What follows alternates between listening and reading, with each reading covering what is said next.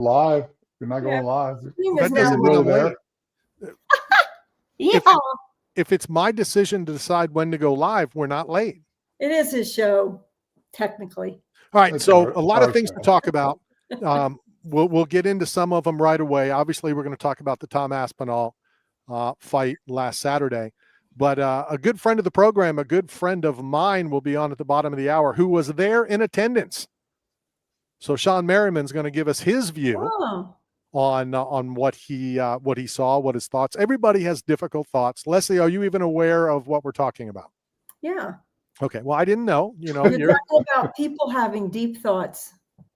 What? Deep thought. That's the guy who tainted, right? Everybody has thoughts. That's what you said. No, we're talking about how deep his finger went into his eye socket. That's what we're talking about. Yeah. And which eye socket? So which side are you guys on before I give you mine? Which side? The right side. The right side? Well, that was the side that appeared to get poked the worst. Right. You team Tom? You team Gone? You team UFC? What team are you? Who do you think was in the right?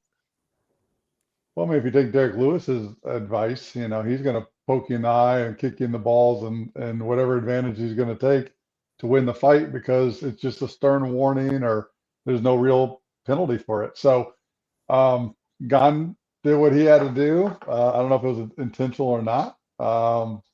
I've seen fighters fight through a lot worse than what Tom, quit the fight for. So I can see it go either side. It could go either way. Okay, Leslie, before you respond, how do you know how bad the injury was watching it on TV?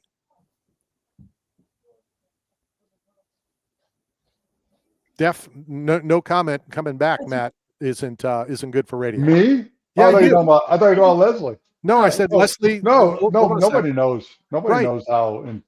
I mean, if you can't see, and getting poked in the eye or getting a piece of lint in your eye is one of the most excruciating pain until it flushes out. So, I mean, who knows? I mean, it's all in the eye of the beholder, literally. Well, but I'm saying a lot of people, and you included, because you just said it, that you've seen people fight through worse, but we don't know.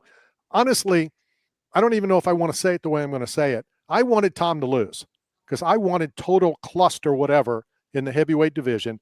I wanted the people that hate John Jones to now hate, the whole situation, because the ducking thing kind of goes away if Tom would have lost, you would think. I just wanted like this ducking? Yeah. Like a Donald Trump ducking? Yes. But we don't know how injured he was. And as soon as a fighter says, I can't see, the fight is supposed to be over. Yet they continue to try to push to have the fight continue. That bothered me. Terrell Davis ran a play in the Broncos offense when he couldn't see. So, I mean, in fighting, in all fairness, since there is hugging and grappling allowed and jiu-jitsu and ground game, you really don't have to see in order to win a fight. You can do it all by feel. I mean, in fact, the best rolling I've ever done is with my eyes closed, and you just do it based on feeling.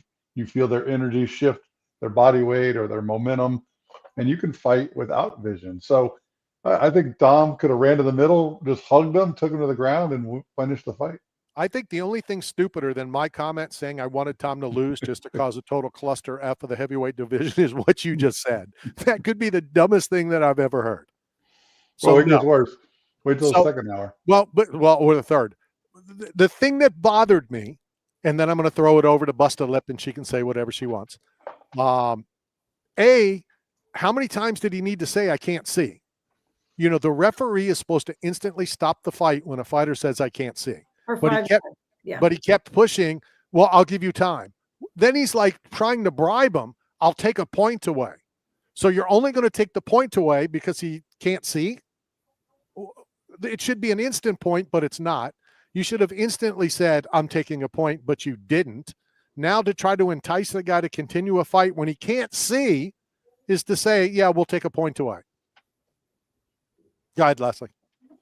All right, I kind of just want for those of you who aren't too familiar with this, I'm just gonna give you the latest from ESPN. The doctors say there's no significant damage, but of course, Tom's saying that it feels like literally the back of his eye hurts, not just like he's been in the eye, poked in the eye, but the back of his eye hurts. It's killing me. He says he's still got to do some more tests on the eye, but heavyweight champion's first title defense ended in disaster, of course, at UFC 321 when he was the victim of an eye poke by, now, pardon me if I pronounce the name wrong, Cyril, how do you say it? Cyril Gagne. Say it, please. Cyril Gagne. Cyril Gagne. Okay. Or okay. Gagne. Sure about the first Gagne. I've heard Gagne and Gagne, but told the referee, Aspinall told the referee, I can't see. After his allocated 5 minutes of recovery time had elapsed, was unable to continue the fight. He posted his video on YouTube. He said he poked him in both eyes. He did. That's what he said. No, he did. He said, and he went knuckle deep. Okay, so this is intentional. It's not accidental. You can't go accidental on knuckle deep. He says, I could feel how deep he was in my eye. He'd already gotten warned twice, or at least once, for poking. He nearly poked me in the eye before. So my whole thing, you know, and the parents are even saying, look, this is a horrendous thing. As a parent, if it was your son and they could lose an eye by someone who constantly pokes eyes. I'm not saying that Cyril does, but it would be useful to analyze the people who do, not to get them out of the sport, but to tidy up the game. When you have something like this, it can maim you for life, right? Right? There's been a fighter, I believe, who has lost an eye before, right? Michael Bisping. There you go. So I think you have to, I think it should be required more than a point. Okay. I think there should be some significant, you know, repercussions for something like that. It's been centuries and centuries old what the repercussion should be. I believe it's called an eye for an eye. Tooth for tooth. So he should stand there with his hands behind his back. And then the referee, kind of like Three Stooges, should come over and poke him in both eyes. Well, you know, there's the whole theory of that's ridiculous. there's a defense when the all eye poke. Fight with goggles. From now on, you have to fight with goggles. You wear a cup. You've got to like ban them from the sport. Like from like you have to ban them or give like. Take away 2 rounds or something, like more than a point. It still does, Leslie, it doesn't matter. It doesn't matter what you do, because if you poke a guy or a female, you know, in the eye bad enough that you can't see, it's a 5-round fight. Okay. If I'm Tom Aspinall and you give me 4 rounds and I can't see, guess what? I'm still going to lose. So I say you lose the fight. But I'm saying you can't see. If you can't see a punch coming, or you can't see a kick to the groin coming, or you can't see another eye poke coming, what good is having 4 rounds? Okay, what do you think would make a fighter not do that? What would it take? I know what it will take. I know. I know too. Go ahead, and I want to hear you guys' answers. I know for sure what it would take. It's called it was called a no contest. How about call it a DQ? No. What would it take for a fighter not to do it? That they're going to get disqualified from the fight. From the that fight would be over and you would lose. It's allegedly an accident. No. Jim Miller has come out, who has had 412 fights, and he said he has never poked someone in the eye. Matt, what do you think it would take for fighters not to make sure they never do this? I mean, not to go back to the original rule set of, you know, UFC, but I mean, that's your defense right there. I mean, the Three Stooges, if Tom would just practice some of these, you know, like quick, you know, you could block an eye poke. I put the blame on Tom Aspinall for not training hard enough. Matt's putting up his hand in front of his face as though to block an eye poke, like Mo, Larry, and Curly did on the That's what we are. Look, we're like the Three Stooges right now. Where's Ed? Listen, I've got it. Here's what you do. They forfeit their purse. But again. They forfeit their purse. It won't happen. Okay. Not lose the fight, because what if you know you're going to lose anyway? What if you know that fighter is going to beat you? And maybe the only way that you can win is to poke them in the eye. So you're willing to do that, to have it a no contest, to have it a disqual, so you don't technically lose. The fight's over. You don't get your butt whooped. You take away the this. How about this? Whole different ball game, my friends. What if we put Velcro on the inside of the glove? When you want to make a fist, you close it, it stays closed. And then when you want to use it for grappling, you open it, and then you can use your fingers and like control. But like just a strip of Velcro solves the problem. Remember when I said that, the only thing stupider than me saying I wanted Tom Aspinall to lose to cause total havoc, and then you made the comment about you don't need to see to fight, and I said that's the stupidest thing I've heard. I stand corrected, because now Velcroing your glove is now the stupidest thing I've ever heard. It keeps it closed, though. Huh? Hey, look. I'm not even start messing with guys' money. It changes everything. I understand that, but let's say you take Gon's money, but he still knocks Tom out, because here's the big thing, Leslie. Tom can't see. Right. All right. Even Matt could probably knock out a blind guy. Okay. I'm just saying the person who pokes him in the eye has to forfeit all the money that he gets paid for that fight, not for winning, for the whole fight. Okay. All the money. No, I understand. They're not fighting for the money. They're fighting for the title, for the belt, for glory. No, they're fighting for both. Believe me. They can make more money doing stocks, or they're fighting for both. Yeah, but if you take the money away from Gon, okay, now he wins the fight, because in case you haven't heard this part, Leslie, the opponent can't see. Yeah. Okay, so Gon now wins the fight, and I don't care what people say about it was a close fight, it was this, it was that. Gon, in my opinion, at the time, won round one. Okay, so let's say he goes on, he wins the fight, he forfeits his money, but he's now your UFC heavyweight champion because he won the fight. You lose the fight too. You lose the money in the fight. Well, then why would he fight? Why would you continue the fight? Don't poke him in the eye. Well, you can. He can't see. Okay. You don't continue it. It's done. Okay, so what I'm saying is then the fight stops and it's a DQ. He's disqualified. Yeah. So he doesn't win the fight. He's disqualified. Right. They can make a decision on payment and all that kind of stuff. But now 3/4 of the fans, half of the fans that are claiming Tom ducked the fight, whether he won or lost round one, I just find it hard to believe, and I'm naive, and we know that. Okay, let's put that out there. I'm naive, and I know that. These are professional fighters. This guy's been trying to fight the GOAT, John Jones, for how many years? He's in tough waters early in the first round, and he's going to quit because it's an easy way out. I just find that hard to believe.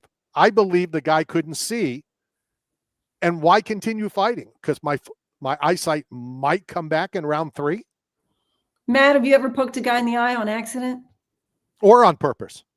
Or on purpose? I know it wouldn't be purpose, because Matt's a clean fighter. Yeah. No, is that, I mean, could he charge him with a rape for like penetrating another man without permission? I mean, you're an idiot. I'm just saying. Right, hold on a second. Hold on one second. There could be civil charges. Hold on one sec.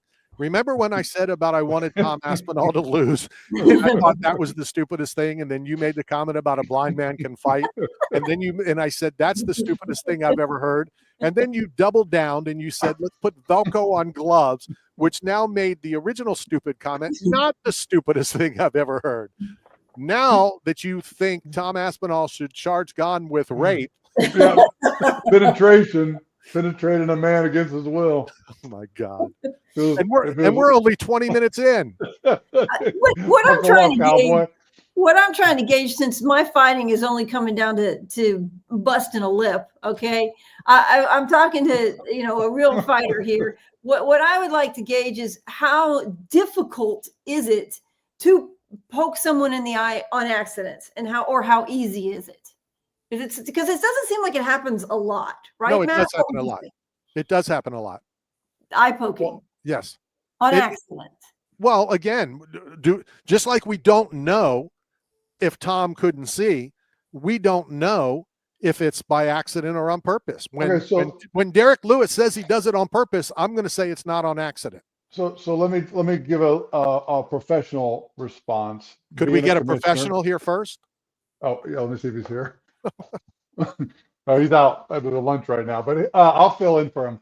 But as a commissioner, when they bring the gloves back to boxing, they make sure the gloves are brand new, and they don't let you break them in. They don't let you work the gloves and really break them in and make them soft. And So the UFC gloves, I'm assuming, because I've never been in the back of the UFC like when they're wrapping up, but I assume they're brand new gloves. And if that leather's firm and solid and hard, if it's not going to have the give to where your fingers can fully wrap, so maybe the answer is allowing guys to use gloves that are already broken in, that are already worn, that already have more give and they're more contoured to the knuckles than brand new gloves that are firm and hard. Then how can you explain how there are fighters, and Jim Miller claims to be one, who has never poked someone in the eye before? That's what I'm trying to figure out here. Like how often does this happen? And is it minor? Like saying that he's knuckle deep into your eye is pretty, like, how do we, I mean, that's pretty intense. But they use the distance, they kind of control range with their hands out. A lot of guys will like play pity pat with their hands kind of, gauging range. So as you're going like this extended and someone shoots in for a jab or to like attack, the fingers are already extended, the arms are extended, and you're in real time. They're moving at such a quick pace. So, they would have to change that strategy, I think. I mean, I think that's based on the style of the fighter, of how they fight. If they use that technique of, some guys will come in the middle, kind of like a wrestling, and they'll lock fingers in the middle and kind of, knuckle down. But it's just, each their own. It's just a style, I think. Or maybe Jim Miller uses Velcro. I don't know. Never seen his gloves. Well, he's not the only one. I mean, there's probably more, I would assume, and again, Knockout Radio does very little research. I would assume that there's more fighters who have never done it than fighters who have. For sure. Is it an accident? It probably is an accident. I'm going to say that most of the time, except for in Derek Lewis's case, because he has come out and said that he'll do it on purpose. It is an accident, but is it still an accident if it can happen and you do it? It's kind of like my opinion of when you go out drunk driving and you kill somebody. Is that an accident? Well, I would hope you didn't do it on purpose, but you did drive on purpose. You did get drunk on purpose. So you did kill somebody. You know this. You know that that's a problem. It should fall on you, not a guy who now can't see. And unless you can prove to me that he could see, and I happen to know people to make phone calls, so I will do that. I believe it. I believe Tom. I believe Tom couldn't see. I believe he made the decision, whether it was because he lost round one or not. I honestly don't think that matters, but let's say he did lose round one. If he can't see, what difference does it make? He's going to lose round two, too. I think we should test the theory. I think you and Leslie take the glasses off, and you guys step inside an octagon, and you guys fight it out and see. Well, I got a better idea. Since you came up with those stupid responses, I think we're going to put Leslie in a pair of UFC gloves. We're going to put Velcro on them to keep them open, and then we're going to have her poke you in the eye, knuckle deep. And we'll see how that plays out. All right, let's go hit our first break, and then we will be welcoming our first guest, Shawne Merriman, who was at the fight, and we'll get his opinion when we return. This is Knockout Radio, brought to you by 8 Man Strong and Staff Zone. We'll be right back.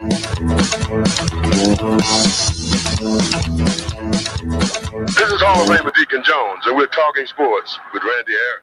Got bills and looking for work, but nobody is hiring? Staff Zone is, as the leading provider of commercial construction, industrial, and special event staffing throughout the Southeast, Texas, Las Vegas, Salt Lake City, Kansas City, and many other locations. Staff Zone has plenty of work for you, and they need you now. Don't wait. Go to www.staffzone.com and find a branch closest to you. Work today, get paid today. That's the Staff Zone way. At West Florida Roofing, they know how much of a financial burden a new roof can be. So not only do they offer extremely competitive prices, but they are offering up to 130 feet of gutters and downspouts absolutely free with a full roof replacement. Plus, financing is also available. I recently hired West Florida Roofing to replace my entire roof, and I couldn't be happier. From contract to cleanup, they did an amazing job. Call Joe today at 813-282-4000. This is Randy Harris for Mick for Hair at Got Split End Salon in Pinellas Park, our official hair care and grooming provider who caters to everyone, women, men, kids, and senior citizens in an affordable, upscale environment staffed with the most talented professionals in the business. Visit Mick for Hair at Got Split Ends today at 4376 Park Boulevard in Pinellas Park, or call them at 727-290-9873. You're hungry. Where do you go to eat? Berg Sports Bar and Grill. You want to have a drink? Where do you go? Berg Sports Bar and Grill. Having a get-together with the guys from the softball team? Where do you do it? That's right, Berg Sports Bar and Grill. Located at 1320 Central Avenue, St. Petersburg, right across from Tropicana Field. Berg's is the best place to take the whole family for food and fun. Going to a Rays game? Have dinner before the game at Berg's, and after the Rays win, come and celebrate with all your friends at Berg's, right across from the Trop. So come down and see Berg and the whole gang at Berg Sports Bar and Grill. Berg Sports Bar and Grill. 8 Man Strong is not simply about the biggest or strongest. It's about those who have survived true lows, suffered, faced demons real or in their heads, and are fighting to come back against it all. If you live with a passion for greatness and strength and resilience towards all obstacles that may attempt to derail you, if you're bold and aggressive in the pursuit of the things you want in life, if you are meant to overcome everything that stands in your path of reaching your goals, then you are 8 Man Strong. This is LaDainian Thomas, and you're talking sports with Randy Harris.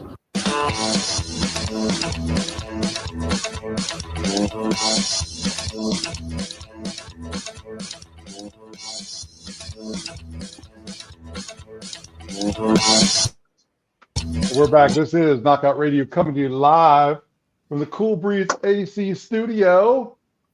Randy. Earth to Randy. Randy is no longer online. Leslie Lacey is chiming in from Texas. All right, Randy.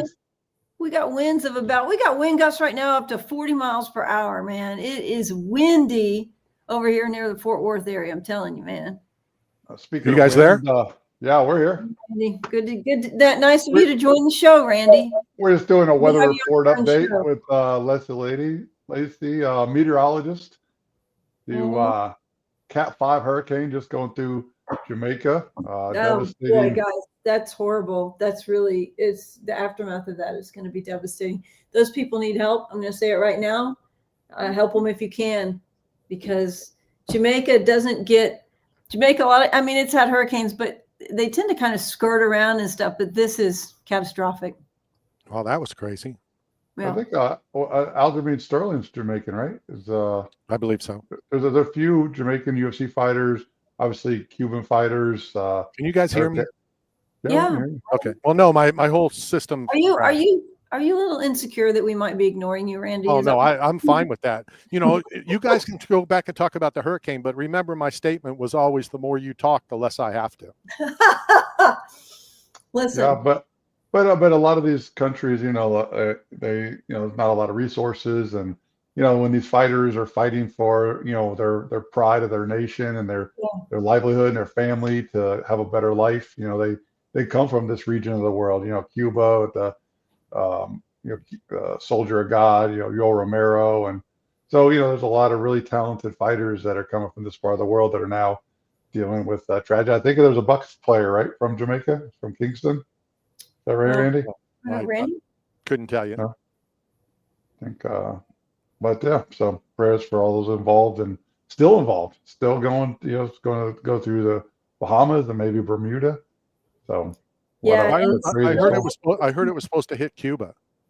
It is now. It's already. I think it's going to hit today. Category 3.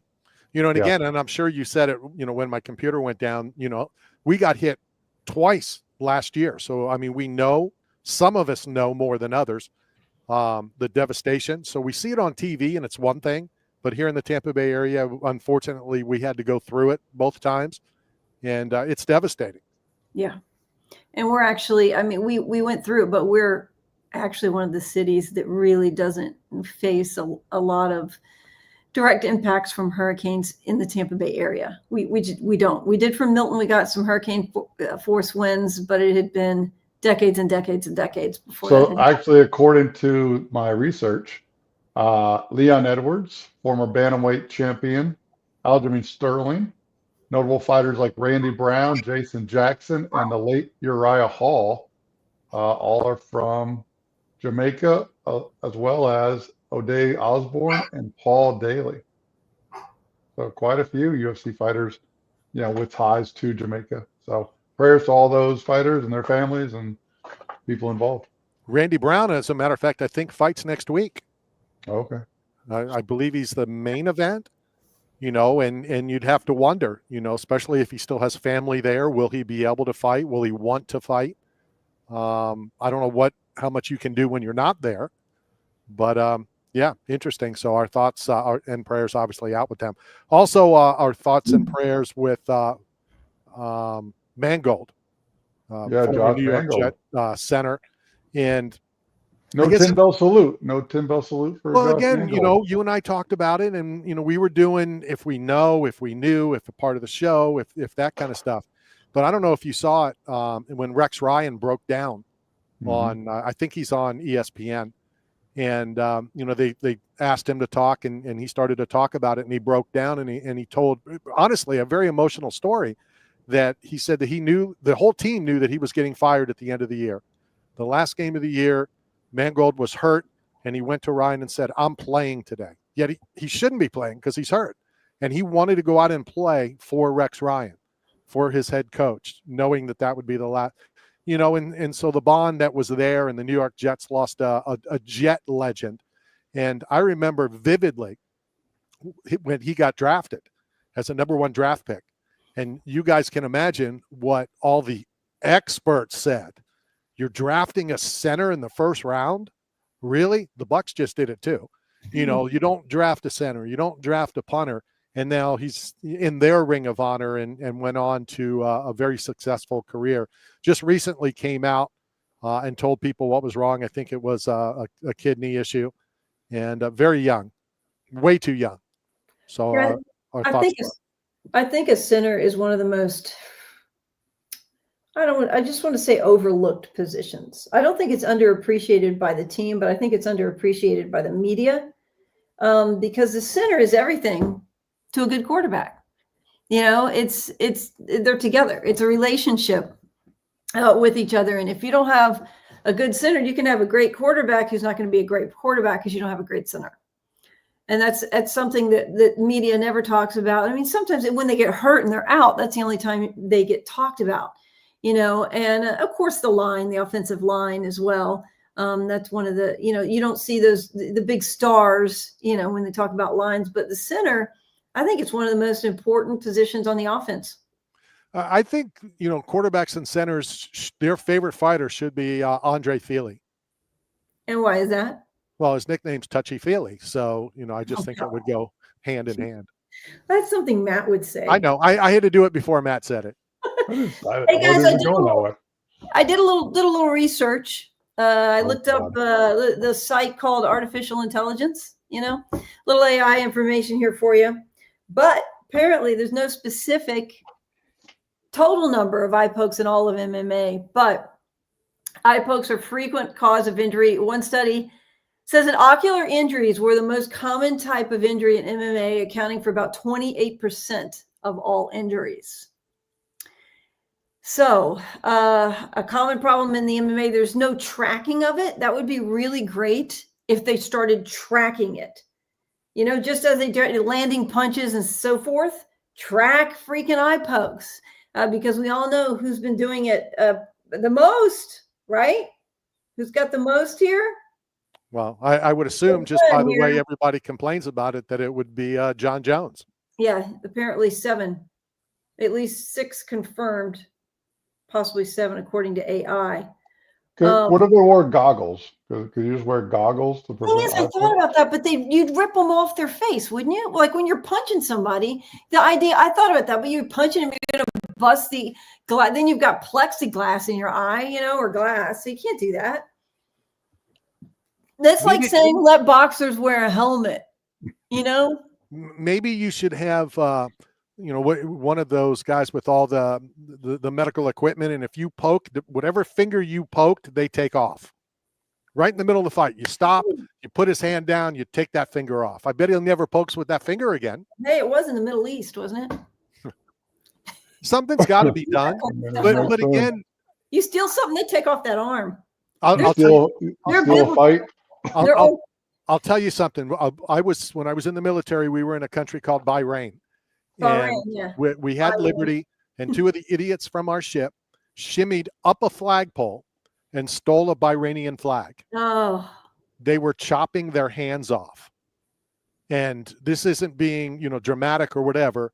They had them in custody, and they were going to chop their hands off, and the president of the United States had to get involved. Oh, my goodness. Did whatever he had to do, and they took both of the guys, I don't remember who they were, they brought them to the ship, and we had 30 minutes to get out of the country. Wow. So, yeah, I mean, serious things are done over there, that's for sure.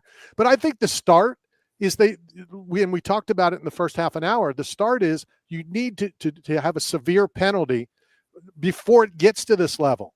If you poke someone in the eye, it instantly has to be a point off, but it's not. So back to Matt, the only sensible thing he said in the first 36 minutes, Derek Lewis has said that he does it on purpose. Because if you're not cheating, you're not trying. And if you're not going to get penalized, why not? But somebody who was there and has been part of this show quite a bit, let's slide him over into the middle. Shawne Merriman, how are you, buddy? What's up, my man? How you doing? All right, a couple of things I want to talk to you about. I obviously want to talk to you about where you were last Saturday. But before we do that, I normally do about 32 seconds of research before I have a guest on, even somebody that's been on as many times as you. So the most important thing I want to talk to you about is the Light Moons and the aluminum clips shoes. What the heck? They're awesome. Yeah, man, I appreciate that. Talk to me about them. So I'm being serious. I thought they were awesome. Talk to me about which ones you talking about? Your apparel. Oh, yeah, man. Thanks. Appreciate it. Yeah, man, it's I've been at this thing for a long time. So, been in apparel space. It's actually the first business I did once I retired. So, kind of been around for a long time. I just thought they were awesome. You go to a lot of apparel companies and there's great shirts and the hat, the knockout hat. I'm going to text you later. I need one. But the shoes were just killer. So I wanted to start with that. I thought they were how can people get the info? How can they purchase? Yeah, we're launching those soon. We're just trying to figure out if it's going to be online or in the stores. But everything's so much online now. It's kind of hard to go back to the stores and kind of deal with the nitty gritty of that. So, yeah. Especially when there's not stores and malls anymore either. Exactly. That's a whole nother issue. But yeah, you're right. 100%. All right. So let's talk about Saturday. They're showing all the big celebs there. And then there you are. I'm like, that's awesome.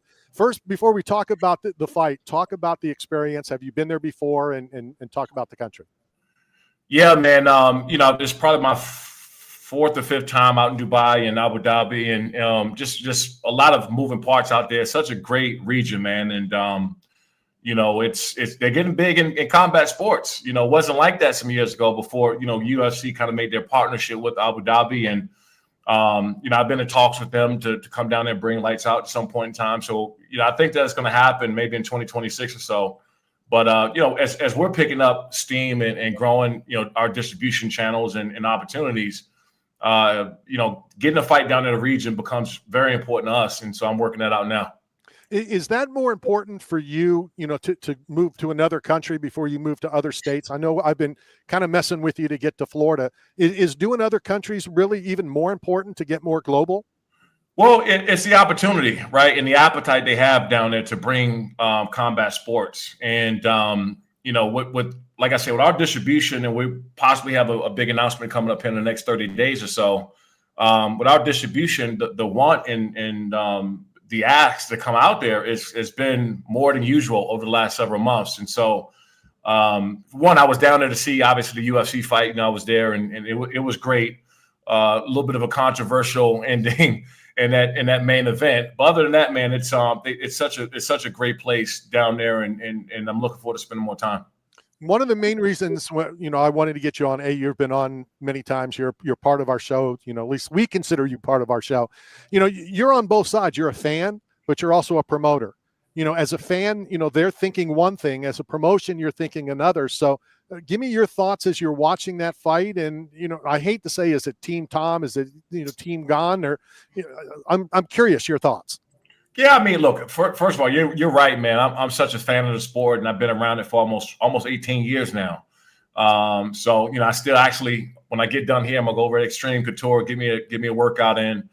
But my opinion is this: what I dislike is when fans or people say that, Tom was scared, or any MMA fighter is scared, or I'm like, dude, when that cage, anybody that's willing to get in that cage and that cage locks, they're not scared of anything, right? They're just not. It's just not who they are. And only Tom Aspinall really knows how bad that eye injury was, right? I've been poked in the eyes, both in the cage and on the field, through my face mask. In fact, that's why I ended up wearing a shield, because I was getting poked in the eyes so much by offensive linemen.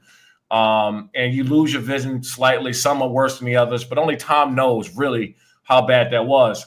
Now, in my opinion, this is my opinion, I think that if Ciryl Gane didn't come out looking as sharp as he did, Tom would have continued to fight. Tom would have kept going on, but Ciryl looked prepared. He looked relaxed. He looked, like he can possibly win that fight. He just looked sharp. And so I think that if the fight was going the other way, Tom got a lot to lose and risk, right? So say that he could have continued fighting, but his vision was blurry for the rest of the fight. If he loses that fight because he continues to fight and he's not up to par and he's not doing the things he needs to do, then that fight with John Jones is completely off the table. So he's looking at it as if, okay, well, Cyril's looking sharp. This thing is not going my way right now. Do I want to continue this fight? And so you can interpret that in two ways. Could he have sucked it up and did it? Maybe. But do you put your career and your future in jeopardy and maybe get the biggest payday of your life taken off the table? So that's something that Tom has to answer. But, for anybody saying that he's, scared or he was this or soft, or like, that's crazy, because any of those guys that get in that cage, that door closes, and they sign a contract to go in there, punch somebody in the face and get punched in the face, none of those guys are afraid or intimidated of anything. Here's the one thing that stuck out to me, and I don't know, guys, if you have a question for Shawne, but here's the thing, and we talked about it in the first half an hour. I agree with you. The guy's waited a year and a half to fight. He's fought for 60 seconds. You're a professional fighter. You're a professional football player. You know what you're doing on the field. What bothered me after all of that, the referee, as a licensed judge in the state of Florida, I know if you hear a fighter say, I can't see, the fight's over. Yeah. How many times did he have to say that he can't see? And then I don't remember which ref it was. He's like, well, I'll bribe you. I'll take a point away. Do you want to continue? It's like, I still can't see. Well, look, it's such a big event, and they don't have fights out there often, right? So the fans come, and they obviously the co-main event was amazing too, and they had other fights on that card. It was really, really big. I don't think they got enough attention. But when you have a fight in a region like that and they don't come out there as much, you want to give the fighters every opportunity to continue. Sure. And you want to make sure, absolutely sure, that a fighter can't continue before you call it off. Because if fight is, again, if this is the prelims, somebody on undercard, not that big of a deal. But it's such a big main event. And most of the reason why everybody came, that you want to give the fighters an opportunity to continue going. So I understand from that standpoint. And I think that Tom Aspinall also know that when you say those words, that's like an automatic stop, right? When I can't see, those are the exact words the refs look for and the judges and doctors look for in order to call a fight off. So once he said it a couple of times, then I knew that the fight was going to end. As the owner of a promotion, what would you like to see done? How do we fix this in the sport that, we all love so much? I mean, it's dangerous. You can't wear a face mask like you did in the NFL, Well, you got to punch people through it. That's the only issue. And I hear a lot of people, I've tried the gloves that everybody's talking about switching to. They aren't great. And you're kind of restricted, especially when it comes to grappling, because you can't really open your hand fully. It's very restrictive. And if you look at what you really got to look at, how many fights end on an eye poke. And if it's 1 out of 100 or 2 out of 100, like if it's a small amount, I don't think you need to change the gloves for that, because I believe, in talking to the fighters, that most of the fighters like the gloves the way they are. And if you're having 2 out of 100 fights end from an eye poke, is it enough to really go out and change the landscape of entire glove for that reason? I don't think that you should or have to, in my opinion. I would like to see, and I don't know if we've discussed this before, and again, as a judge, if you eye poke, you lose a point instantly. It doesn't matter if it's the tip, if it's the ankle, if it's the up to your elbow, you lose a point. And it bothers me so much that I can still hear the refs saying that in the back of my mind. Well, I'm going to take a point away. It should be instant.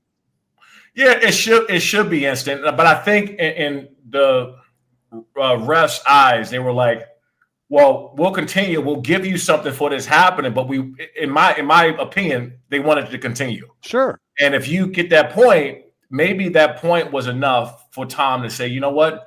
If I get a point, it's worth me continuing because I think I can still win this fight.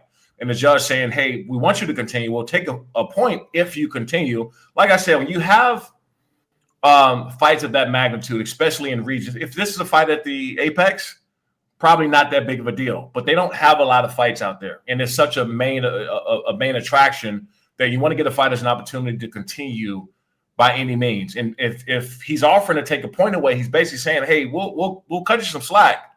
You know, we'll take the point off so you can continue. But if you can't continue, that's a whole different ballgame. Now let's flip the coin to the other side. You don't think the rematch, and I'm sure you do, is going to be bigger than most fans thought? Most fans thought Tom Aspinall was going to walk through this. He said he was going to knock him out in 60 seconds because he said about that taking him into deep waters. I'm more intrigued for the rematch. No, it's set up for a perfect rematch, but the rematch has to happen right away. This can't be a build-up. This can't be anything like this because, truthfully, if Tom goes and shows out and he has a well-fought fight, then he got his fight against John Jones. And that possibly could be at the White House. That may be something that Dana finally, bends on to let John Jones go and accept that fight at the White House. So this rematch, no matter what happens, it definitely needs a rematch, but it needs to happen like right away. Will you be at the White House June 14th? Hopefully. It's maybe I'll call a couple people, maybe I'll reach out to Dana. I don't like to ask for much. But yeah, I think it's going to be a monumental event. And for them to pull something like that off, it's just the UFC, they keep taking things to just new heights, right? And because of the acquisition and the merge of TKO now, the resources now are unlimited for what they can do. So who knows? I mean, the sphere was big at the time when they did that. It was huge event. But this White House just shuts everything down. And who knows? I mean, the next biggest thing they can do is work out somebody Elon to have a fight in space, right? I mean, that is where you guys are laughing, but I think Dana would try to pull some mess up. I mean, I think he would. I think that there's an opportunity for the UFC to fight in space.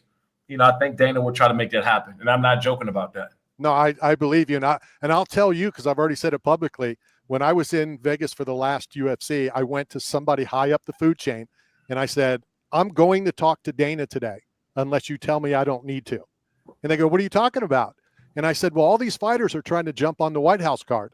I think I need to jump on the media card. I think I deserve it. I may not warrant it, but I think I deserve it." And I was told by high up, "Don't bother Dana. I got you covered. You'll be there." So, hey, look, a closed mouth don't get fed, man. And the worst thing he can say is no. But hey, shoot your shot. I'm always about shooting your shot and see what happens. I mean, I wouldn't be in a position I am right now if I wasn't always shooting my shot. So, for sure. Before I let you go, you have an event coming up this weekend as well. Talk to us about Lights Out 28. Yeah, we got a massive card this Saturday in Long Beach, California. In fact, a lot of implications on this one. Grant Neal actually is the fighting the main event against Renato Valente.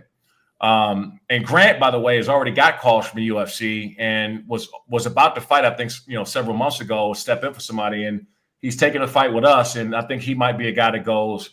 Cole Lauren on this card as well. I think he's 3 fights with us or so. I think we got him on the contract. We're working on getting him a deal.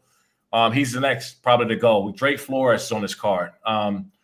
We're just stacked up, man. And every event that we're having now, we're just getting guys. Now we're on UFC Fight Pass as well as Lights Out Sports TV, my network, and we're still on Fubo, and we'll be back on BN Sports here soon. And so we're getting calls from some of the top fighters that's trying to fight in our card because they know that there's real opportunity with us, and that's a good thing. The thing that I noticed, guys, I don't know if you caught it, as we've been talking to Shawne now for about 20 minutes, I believe you've smiled the biggest smile about 30 seconds ago when you talked about one of your fighters getting a call from the UFC. Seemed kind of like, a dad thing.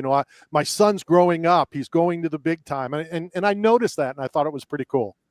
Yeah, no, look, I actually selfishly, I get, some kind of it's a gratifying feeling because you see these guys come in and, I can see him instantly. I'll give you a fighter like Chris Alvidrez, who just fought for Dana White's Contender Series. He was a kid for us. Well, as soon as he stepped off the bus in the weigh-ins, I looked at him and I watched him for about a couple of minutes, about to step on the scale, just watching their movements, how they are. You start identifying these young up-and-coming fighters that going to be superstars in the sport.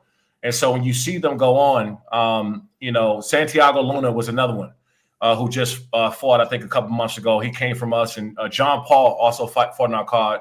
We got, so many of these up-and-coming stars. Like, I see it because I've been around professional athletes and stars my entire life. So I can get around him like, okay, yeah, he's 3 fights with us, 4 fights with us, and he's gone. So Jake Babian, who's another one, who just has unbelievable steam right now behind him, and just his fan base is going rapid. He's growing with us, and so we know these guys are going to get the call soon. So selfishly, I'd like to see it happen.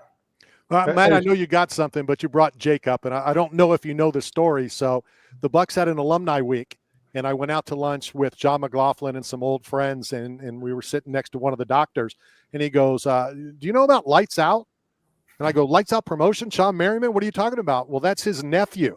Jake is his nephew. So we had Jake on before the fight, and Dr. Shake was like, oh, Shawne, and it was kind of crazy that, his nephew was one of your big guys.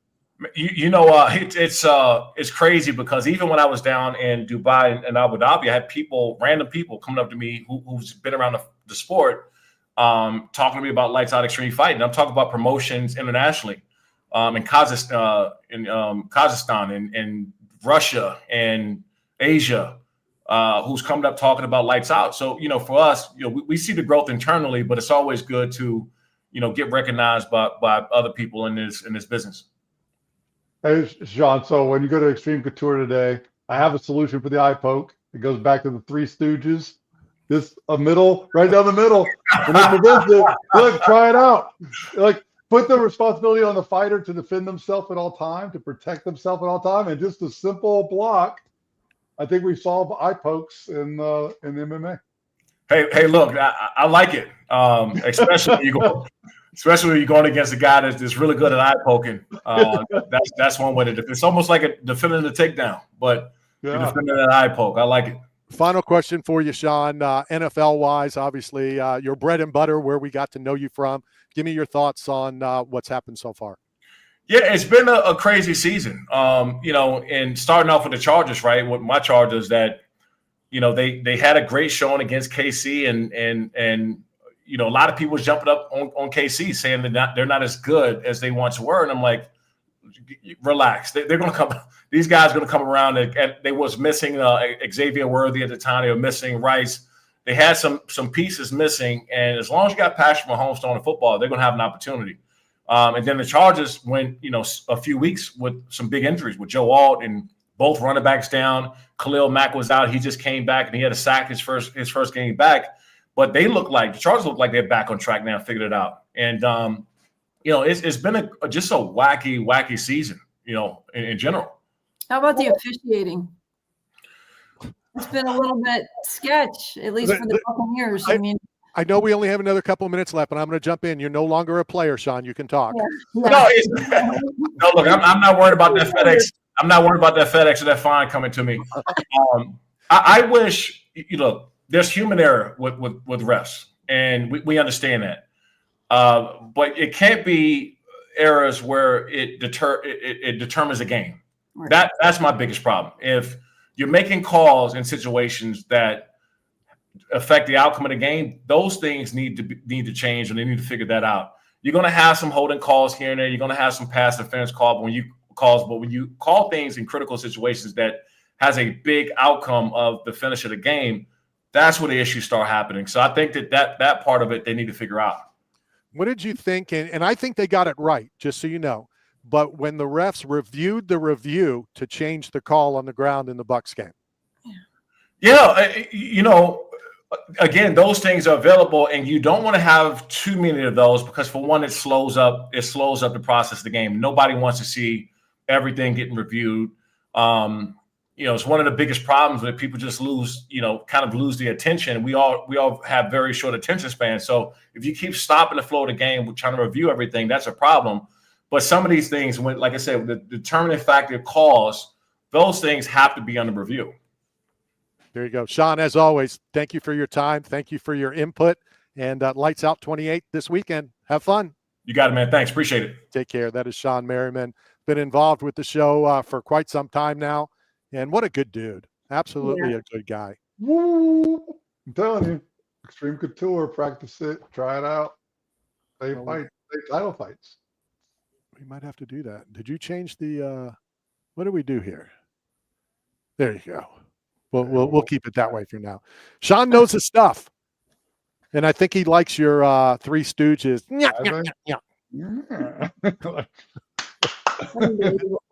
Unbelievable. I think we may have to go to Dubai. If Lights Out Extreme Fighting goes to Dubai, maybe we should go and do a show. I ain't wearing a burqa. I ain't doing it. You're wearing a cowboy hat. You have no standards. Cowboy hat, man. I ain't wearing no standards. You've got no moral compass. You'll wear that on live TV, and you'll wear a burqa. I tell you, it's really hard dating someone who loves the Dallas Cowboys, man. It is rough. Now that my cousin plays for the Eagles, and yes, it's difficult. Who likes the Cowboys? I'll tell you who likes the Cowboys. Americans. Only people from Texas. That's not true. It's America's team. No, it's not. And most Puerto Ricans. Okay, let's stop. DJ or at least the one you know. Well, I know one. What baseball team is America's team? The Yankees. The Yankees. No, come on. It was 100%. in the Atlanta Braves. Remember, because some Stop broadcaster, it. Somewhere back in the freaking Howard Cosell days called the Dallas Cowboys America's team, and all of a sudden they're America's team. Let me tell you, people. All right, hold on. I think we're at the top of the hour. Haven't gotten the notification in my ear hole yet, but I think we're at the top of the hour. Let's hit our first break. We'll continue through on the YouTube channel, coming to you live from the Cool Breeze AC broadcast facility. This is Knockout Radio.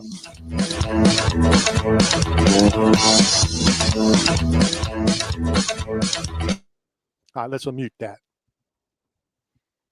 Yeah, I had no idea that my computer went down, so I appreciate you. Saved today. I have no idea what you said, so that's scary. I just said welcome back to Knockout Radio, coming to you live from the AC Cool Breeze AC studio. So you lied. No, I mean that's where you're broadcasting from. Well, that's where the headquarters is. The headquarters. That's where the sponsor is. So, yeah. We appreciate everybody tuning in on the YouTube channel. It's been continuing to grow. Coming up next, another fellow Philadelphian. So I'm looking forward to that. Jeremiah Wells. You guys got the list. You know who's coming up. All right. Yeah, I like how you put that in the title. It's good. Yeah. Well, I'm in the chat. So if you guys got something to, granted we're still talking on the YouTube channel, let me know. Yeah, I got a couple of things. You're on the show, silly. You're one of the co-hosts. You don't have to write in. No, but to let me know, so I keep talking until I know you guys got something. I tell you what, man. I'm telling you, this whole officiating thing with the Bucs. This is not just the Bucs. Did you watch the Steeler game? No, I didn't. Oh my God. The guy jumped offsides by 47 feet. And Aaron Rodgers did his typical. He got him to jump, and they didn't call it. Wow. I mean, it was blatant. So what do you think? I mean, I know there's a lot of conspiracies about the NFL fix this game. That's impossible. I try to tell people there's 30. Well, even though we are still live, we don't need to save it. We can keep talking about it because with the whole NBA thing now, with the card fixing and all that kind of stuff, It's a concern. Oh, you mean the betting and stuff that was going on with the refs with the NBA? Yeah, like a week ago, where they were fixing the card games. It just, God.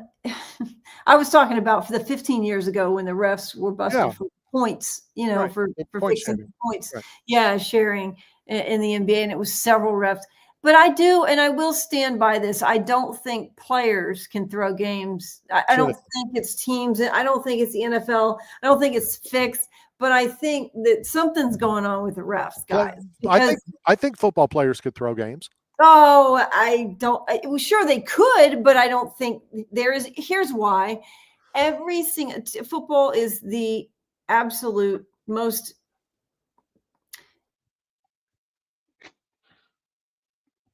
I had to mute her microphone. Yeah, I see that. I don't want to hear it. He's busted lip has been muted. Yeah, Matt busted your lip because he didn't want to hear your lies.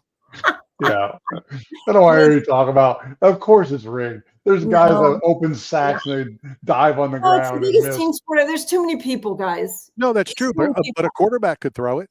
A top receiver could throw it. Yeah, but he'd get taken out. You're right, but it would really be looking obvious, and it would look really bad. You see what I'm saying? Like, I see. It's just difficult because every single position is so important. And you're talking about having to get all 36 people together. You're right, a quarterback could, but anybody else, listen, one of the special teams guys somewhere, it's just too team oriented. You'd have to have the entire team in on it. Josh Mangold took a dive. What's going on? We just want to get back. One less worry on their minds. Overseas, a Paris prosecutor says 2 suspects in custody in the Louvre jewel heist have partially admitted participation in that theft. And Brazilian police say the death toll in a major police raid on a suspected drug gang in Rio has risen to 119. Wall Street's right now, the Dow Jones Industrial Average up 237. This is CBS News. Think O'Reilly Auto Parts for all your car care needs. Get the parts and service you need fast from the professional parts people at O'Reilly Auto Parts. Tampa Bay's Tan Talk. Entertaining and informative radio for the Sunshine State. Hey, this is the A-Hole Show. Wes Sims here, and you're talking sports with Randy Harris, my main man. All right, we are at hour number 1. Go on. Do what? What'd you start to say, Matt? I know it was a caller. It was a call in. Oh, call in. It was feedback. It was you talking, and it was the echo. Oh. All right, so coming up momentarily, we get ready for this weekend's UFC. Great conversation with Shawne Merriman. Went almost a half an hour talking all sorts of things with him. He was there. We'll continue over the next 2 hours talking about last Saturday's main event. How soon will it be rebooked? Could it be on the White House card? But coming up momentarily, Jeremiah Wells has been on the program before. Fights this weekend. So we're going to talk to him a little bit. A couple more. Going back to what Shawne Merriman said about, trying to give the benefit of the doubt because the promotion doesn't come there very often and giving the fans a value.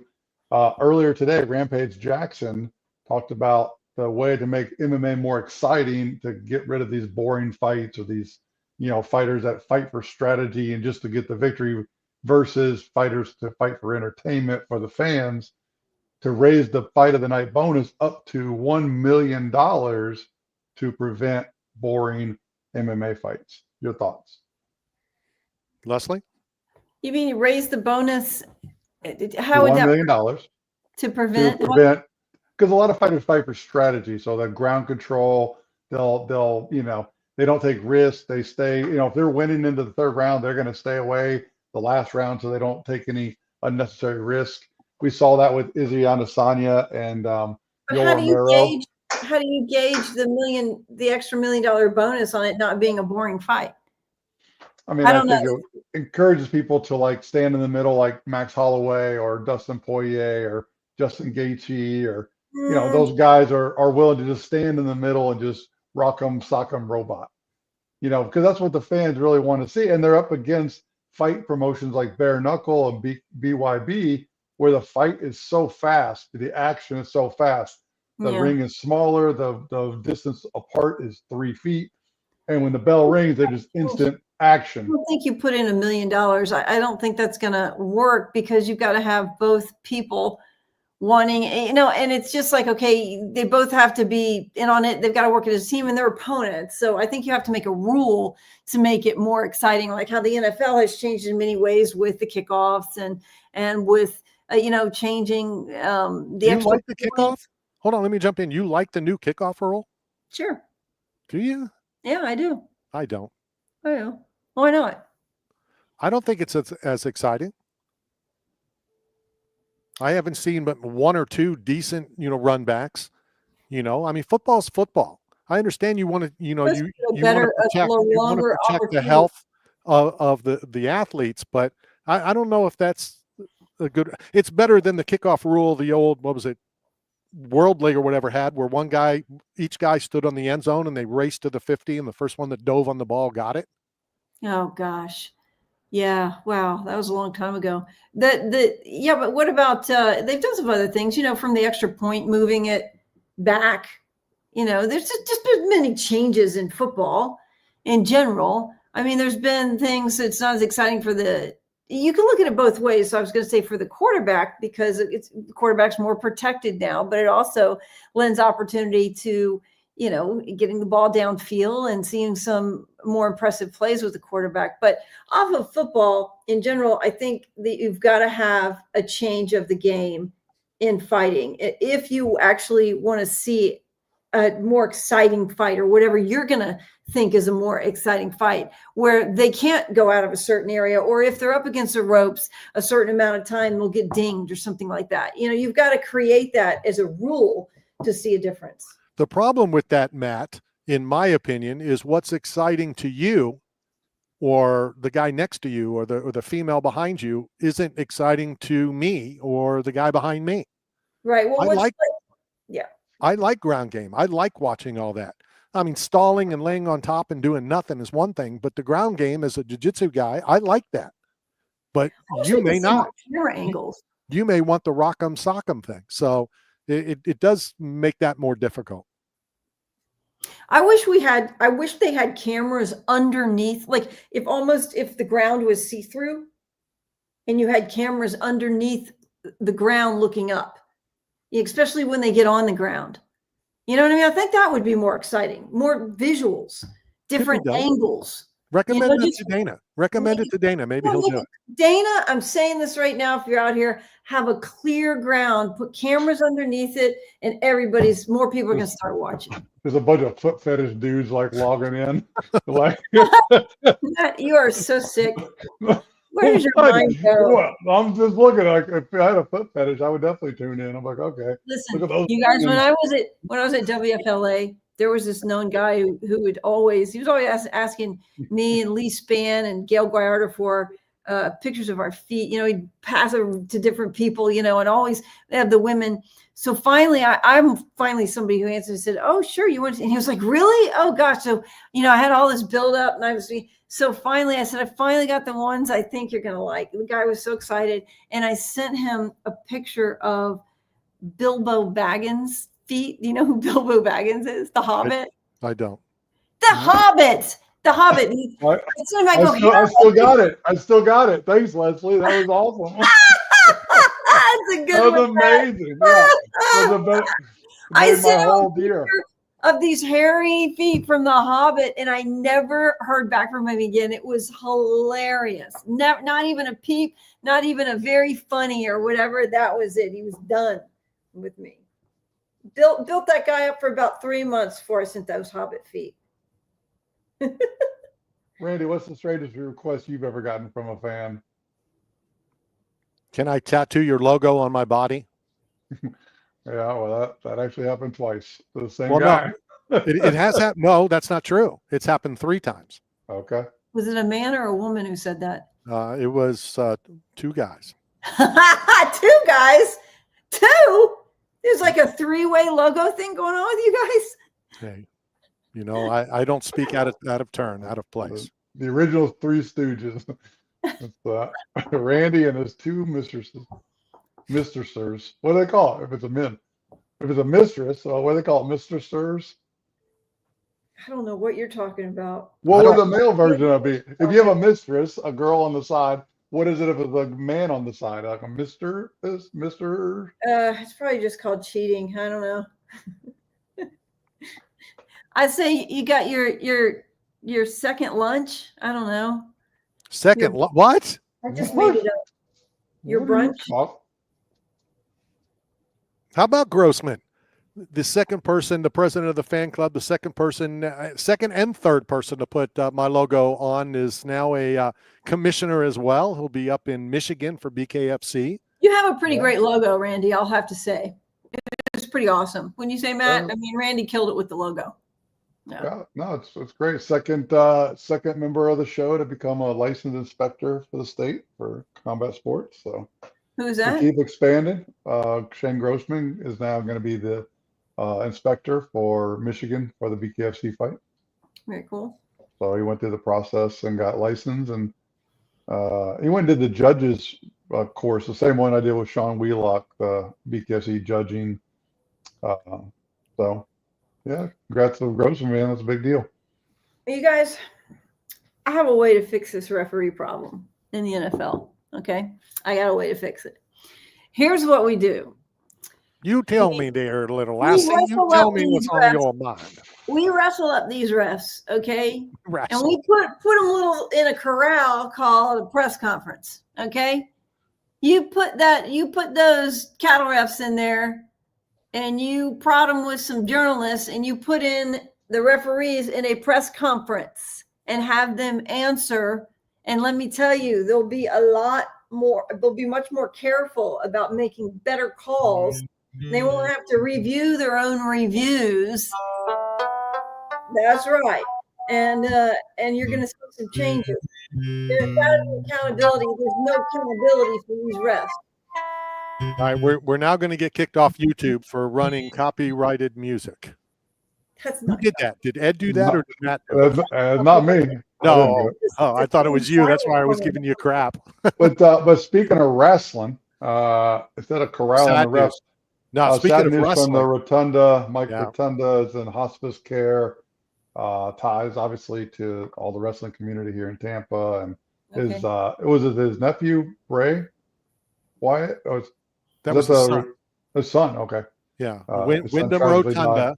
Wyndham Rotunda, who went by the name Wyndham. No, that is his name. Wyndham Rotunda, who went under the name Bray Wyatt, is Mike Rotunda's son. Was and is Mike Rotunda's son. Mike Rotunda and Barry Windham, big tag team back in the day over at Tampa, Championship Wrestling from Florida. Obviously stayed close, now brother-in-laws. Big fan, obviously, of Mike Rotunda, IRS, Barry Windham, the Yellow Dog, and, of course, Ed. Cactus Jack. I was going to say that it's not copyrighted music if somebody's speaking over it. Oh, perfect. Okay. Good. What was the other name he went by? Cactus or Cadillac? What, Ed? I was going to say, I was talking about football, and if anybody saw this, about the Canadian Football League. Get this, not this. I don't know if it's this upcoming season or the next. All right, let's get back. Ed, let me put you on hold. All right. Okay. Let's welcome our guest to the show. Hi, how you doing? Hey, Jeremiah. Hey, Jeremiah. How you doing? Jeremiah Wells fights this weekend, UFC in Las Vegas. First and foremost, I know it's a day early, but wishing you an early happy birthday. Thank you. Appreciate it. Any special plans after? I know you won't be able to do anything tomorrow per se. What's the plans on Sunday? Just go home. Get ready to go home. What's on Sunday? What's a fight week like for you? It's pretty busy. Fight week is basically just keeping the sweat, staying focused, staying level-headed, and just staying prepared. Yeah, it's pretty busy, and a lot of media and stuff. Yeah. I know that you're from. Go ahead, Randy. Sorry. Let me just get the Philly out of the way because I was born in Philadelphia. Nice. I know you're from outside of Philly, so Matt likes to jump in. Do you consider yourself a Philadelphian? So I was born in Philadelphia, but I ended up moving out of Philly when I was 16 up into the mountains, and then I came back when I was 24. So yeah. All right. So Matt, do you consider the Poconos? Yeah. So where do you call home? Like, where are you like your community? Philly is home. Philly is home. That's your for vibe. Me. That's your vibe. That's your heart. Okay. Yeah. There you go. Now, are you a fan of other Philly teams? Oh yeah, of course. I'm a rep the Philly team. Yeah, Philadelphia Eagles. Flyers. Yeah. All right. Well, this is where you just hurt me. Okay, just so you know, I was born in Philly. I've lived most of my life down in the Tampa area. I was stationed in Philly. The only team I really don't like are the Eagles because I covered the Bucs. But I was going to offer you a game-used Philadelphia Phillies jersey, but you didn't say the Phillies. I like the Phillies. Yeah. Well, I didn't get there. I like the Phillies. Yeah. You didn't get that. Okay, that's awesome. All right, so I'll touch base with you later to get your address. We always like to send care packages. Thanking you for coming on. I do have some game-used Philly jerseys from spring training, so I'd love to send you up one to rep it. Jeremiah, can you believe that Randy is from Philly and doesn't like the Eagles? Yeah, I can't believe that. What is up with that? Don't say that while you're in Philly. Oh, I say it all the time. But see, but I'm a Phillies fan. I'm a Sixers fan. I'm a Flyers fan. And I'm a semi-Eagles fan only because Leslie's cousin is the long snapper on the Eagles. Yeah. So I told him once I get a game jersey from him, I'll become a semi-Eagle fan. We're working on it. We're still working on it. I don't know if he's going to give a game jersey to someone from Philly who's not an Eagles fan, who just wants his jersey. I don't know about that. Okay, Randy. Then I'll continue hating the Eagles. Give me your thoughts, and I'm asking for a reason. You know, we get a bad rap, us Philadelphians. You know, we're bad fans. Matt claims that we booed Santa Claus, which we didn't, because Santa Claus was at the North Pole working. That was an imposter that was taken out of the stands. So give me your opinion on how we're portrayed. Well, we're portrayed pretty bad, but but what do you expect when the fans go crazy when we win? They go crazy when we lose, and it's like, you know, they expect what you see. So interesting story. So I'm in the military. I'm based in Philadelphia, and I'm coaching a little league team. 9 to 12-year-old little league team, and it was in 1980. So you're too young to know, but that's the year the Sixers won the NBA title. I get a phone call at 11 o'clock at night from one of my players. I'm like, yeah, what's up? He goes, Coach, what are you doing? I said, I'm in bed. What are you doing? He goes, oh, we're going to go out and toss cars and flip them over. We just won the NBA title. I'm like, what are you talking about? That's us Philadelphians. Yeah, we love our sports, you know. So yeah, they'll even go crazy if it's a kids game. So yeah. Now I do want to say this, and then Leslie, I know you have questions. When Scattaboo got injured last weekend, who plays for the Giants, it happened in Philadelphia. They gave him a standing ovation when he left, which, you know, we have such a bad reputation. That's not Philadelphians, right? Yes, no. It is. They were mocking him because he can't stand up. He broke his ankle. No. They were mocking him. That's a terrible Philly thing to do. They gave him a standing ovation. Leslie, go ahead. That's a typical thing for a Philly fan to do. I was just kind of curious what you think about. You can say this because you're a fighter, you're not in the NFL, about the referee situation that's going on and some of the calls, these questionable calls this season. Oh man, I said, I don't know. Some games is a hit and miss. You know, some games are. I've been hearing a lot of rumors. I wouldn't plead the fifth for that. Fair enough. You know what's sad about that, Jeremiah, is that with what just came out with the basketball players and rigging games, and it's not far-fetched to think anymore that a ref or a player or a coach or somebody is, and it makes it difficult. Yeah. Well, let's talk about you. You're getting back in the octagon this weekend. Talk to us about your opponent. Oh, my opponent, he's pretty good, man. Every time he's improving, and he's really long, so it's gonna be a good fight. You know, I upped my game. You know, I got way better than what I was, and I'm way powerful than this guy. So once I touch him, he's gonna want to grapple, and my grappling is a different level. So yeah, I'm coming home with a win. any way possible. Let me ask you this. George Gagel, a good friend of mine, way before your time, you're probably not familiar with him, fought in the UFC, Rich Franklin's best friend, a 412-degree black belt. And he would always tell me, I don't want to win with my best. My best is jiu-jitsu. I want to beat my opponent at his best. And then he would go into the back and look at me and apologize because he lost the fight because he didn't use his best. Yeah.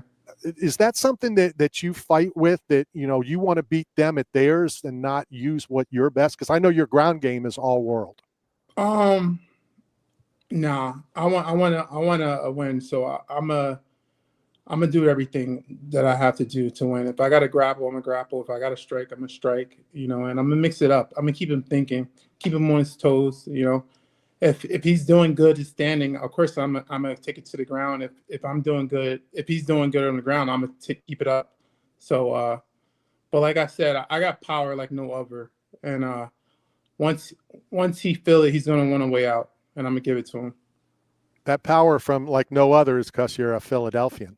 Yeah. Yeah. What is going through your mind, you know, while you're fighting? Is it clear and you're not thinking anything? Are you thinking 3 moves ahead? Are you thinking, hey, there's a star sitting in row 2? You know, what's going through your mind? What's going through my mind? Kind of like what you said. I'm thinking of the next move to the next move. Yeah, just strategies and, like, you know, I'm playing chess, you know. Yeah, trying to play poker as well, you know, and try to do my best as staying composed, you know, because once you're not composed, you lose it. What's the craziest, strangest, possibly funniest thing that's ever happened, you know, with you, involving you? And, well, it must be something good. You're already laughing. Yeah.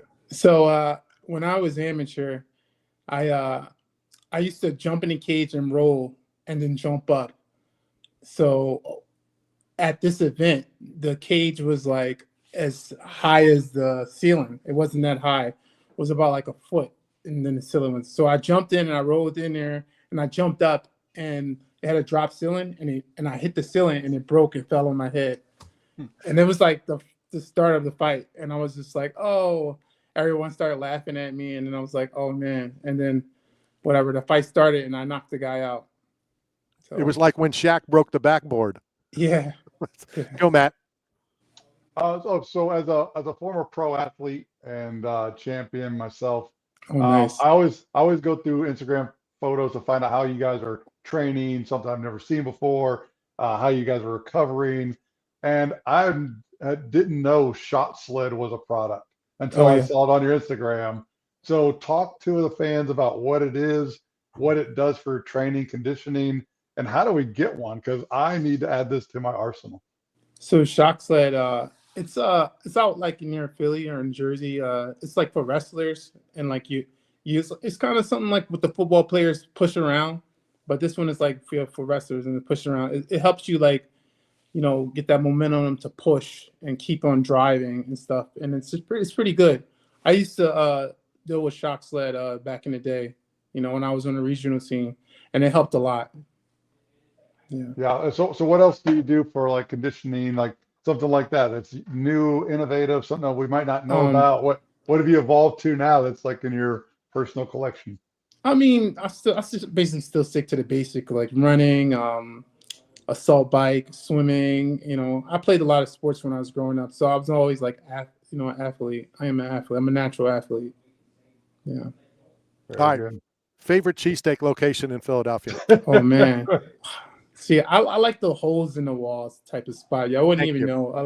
I didn't want to throw you under the bus. I was going to say, please don't say Pat or Gino's. Give me a good place. No, not Pat's or Gino's. What can I don't know. To be honest, I haven't ate any fast food stuff in a while, and cheesesteaks. I usually make cheesesteaks at home. So yeah, I'm like eating healthy. I've been eating healthy for like 6 months now, so cheesesteak spots is not my spot right now. I love cheesesteaks, but I'll make them at home. Have you run down Broad Street? Have you run up the museum steps? Have you done all the Rocky stuff? Yes, I have. Yeah, I run around the art museum all the time. Yeah. What can the fans expect on Saturday when you get back in the octagon? the fans can expect fireworks. They can expect excited fight like always. I'm always pausing the crowd, shocking the world. They'll be like, "Oh my God, what is he going to do next?" I love to hear the oohs in the eyes. And like, just every time I see a fan, they just like, "Yo, I love to see you fight. I love to see how you always doing something exciting." So, and that's what I like to hear. Here's my prediction. After the fight, after your win, you're going to then come out and say, I think June 14th, the White House card is up next for me. Yes, sir. Yes, well, sir. hold on, Randy. So sir. Jeremiah. So let me throw this in there. So a lot of fighters, when I go to their Instagram, it's all like their family vacation and their kids, and you don't even know that they're a fighter. Your page is all dedicated to fighting. Like it's like man, every photo.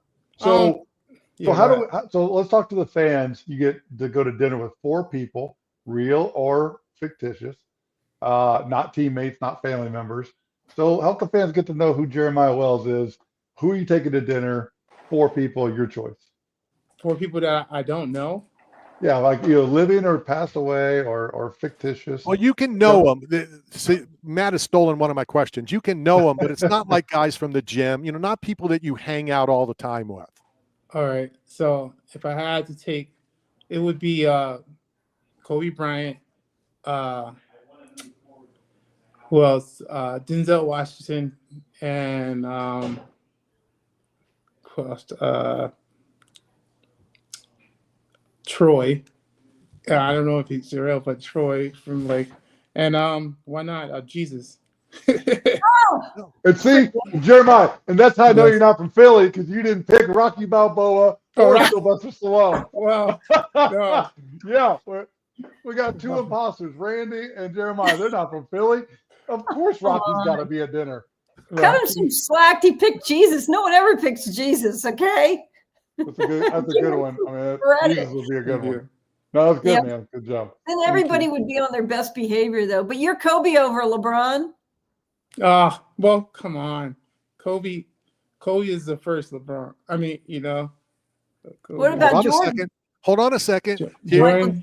I've got my fellow. Hold on. I've got my fellow Philadelphians back. It's Kobe because he's from Philadelphia. Yeah. There you go. Right. Bravo. Jeremiah, I want to thank you for your time. Wow. Thank you very much. Enjoy the week. Have fun on Saturday. I always call it. Well, normally I call it Christmas, but it's your birthday. And just text me your address so I can send you the care package from 8 Man Strong and that game jersey from the Phillies. How do I text? I sent you the text. I texted you the link for the show. Okay. All right. Thank you, sir. All right. And if you forget or whatever, I'll text you as soon as the show's over. I want to send you that jersey. I appreciate y'all. Take care. Have fun. All right. So line, that is Jeremiah Wells back in the Octagon this weekend. And a fellow Philadelphian. Nothing. What a nice guy. So Randy, when you're sending out jerseys, do you have any that are 6'7"? I don't know what that Do you have means. any of the 6'7" jerseys? No. Come on, you got granddaughters now. You know 6'7". What is a 6'7"? Come on, man. Send me a Philadelphia Philly jersey with a 6'7" on it. Oh, that's the new word, right? In fact, Webster's just made it a dictionary word of 2025 for its cultural influence about the kids and the 6'7" and the song and the Skrilla and all that. But please explain it. All right, we will. We got to hit a break because we'll have another interview when we come back from the break. So coming to you live from the Cool Breeze AC broadcast facility, this is Knockout Radio.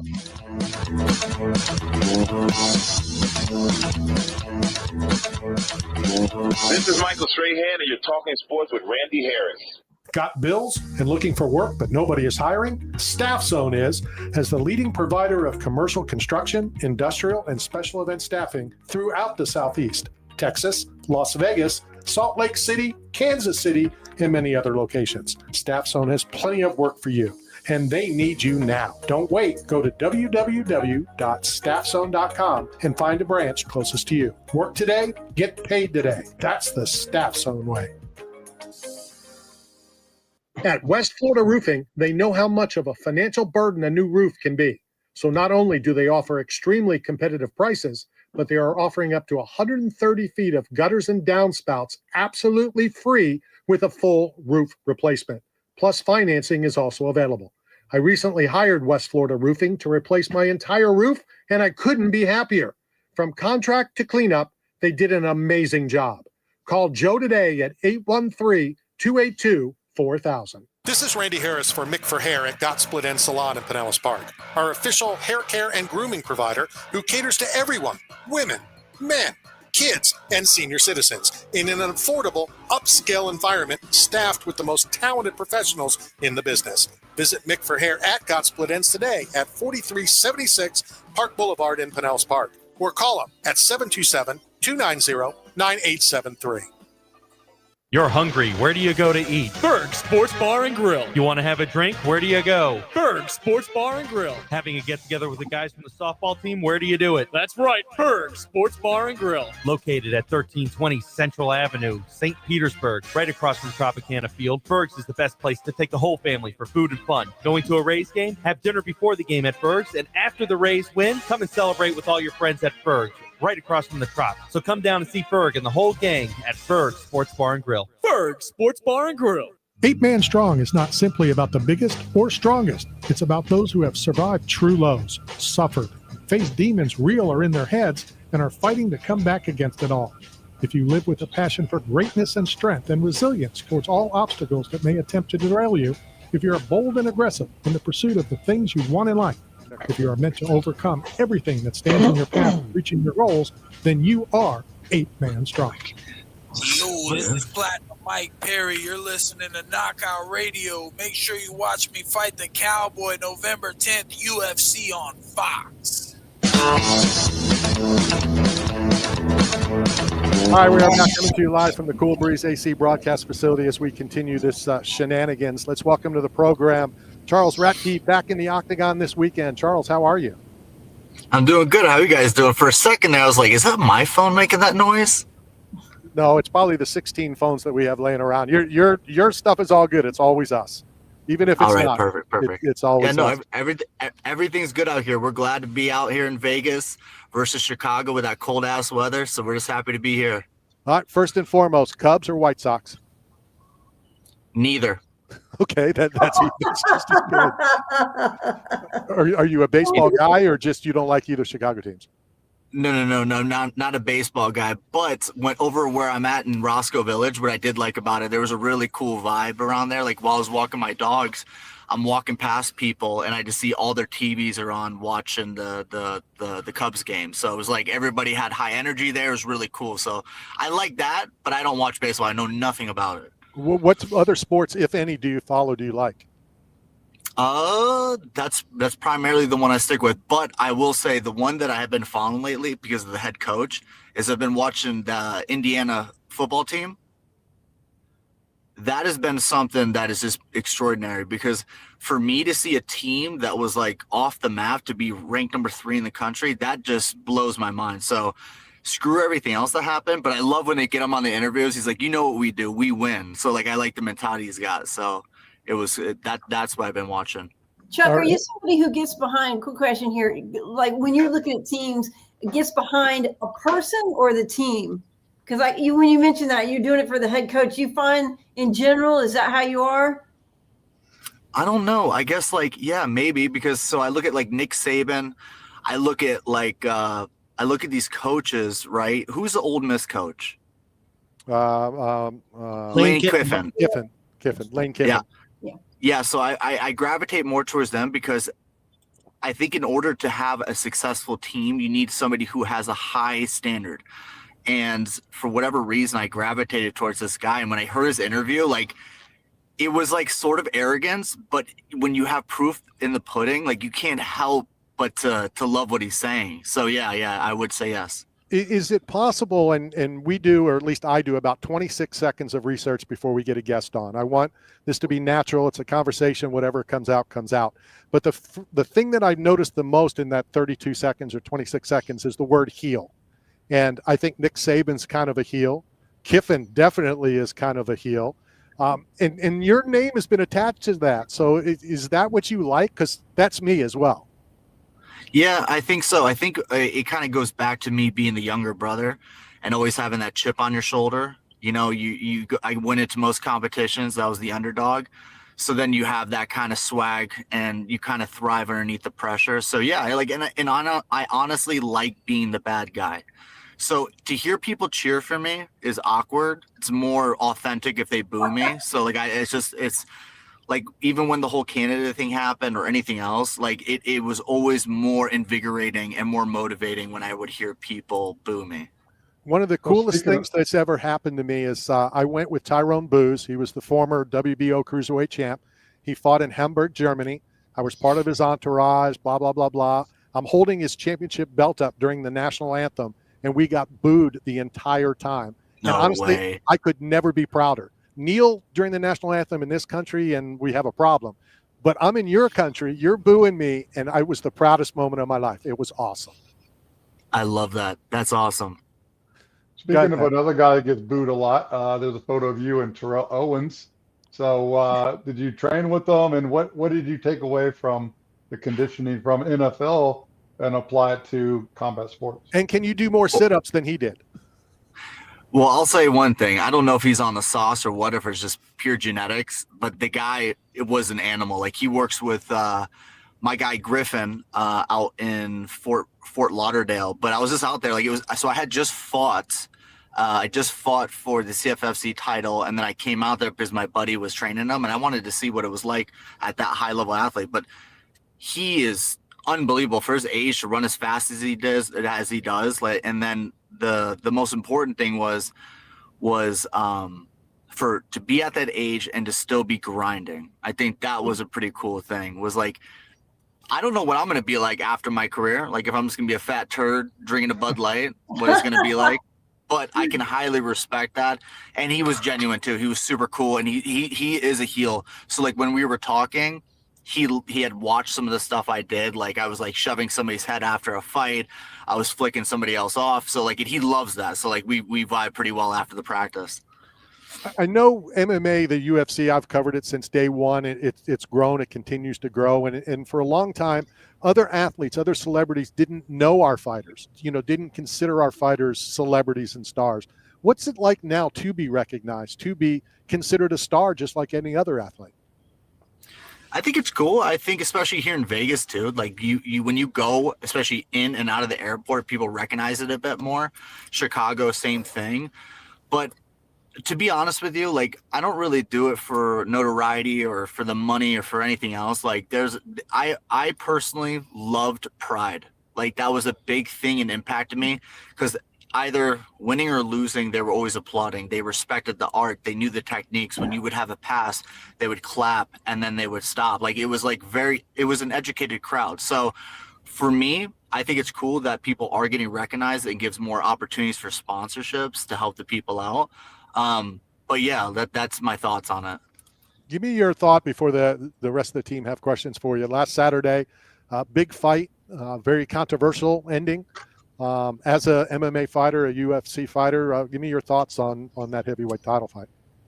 Man, that's hard. Like it's all circumstantial. Like if the guy got poked in the eye that bad, you would hope to think that Aspinall absolutely couldn't do it. But I watched what the hand placement looked like, and it didn't seem like it actually directly poked in the eye. But again, I don't know. I don't do any eye work or anything, so I can't really tell you. But all I can say is I asked my buddy Bilal, who had the same thing happen to him, and he had to stop his fight, and he had agreed to it and said, honestly, like it looked pretty bad, so I would understand if he stopped the fight. So me personally, I would say it's understandable. If you can't fight and you can't go out there and you can't see, your health is on the line. And when you're in the heavyweight division, if you get knocked out, that changes everything.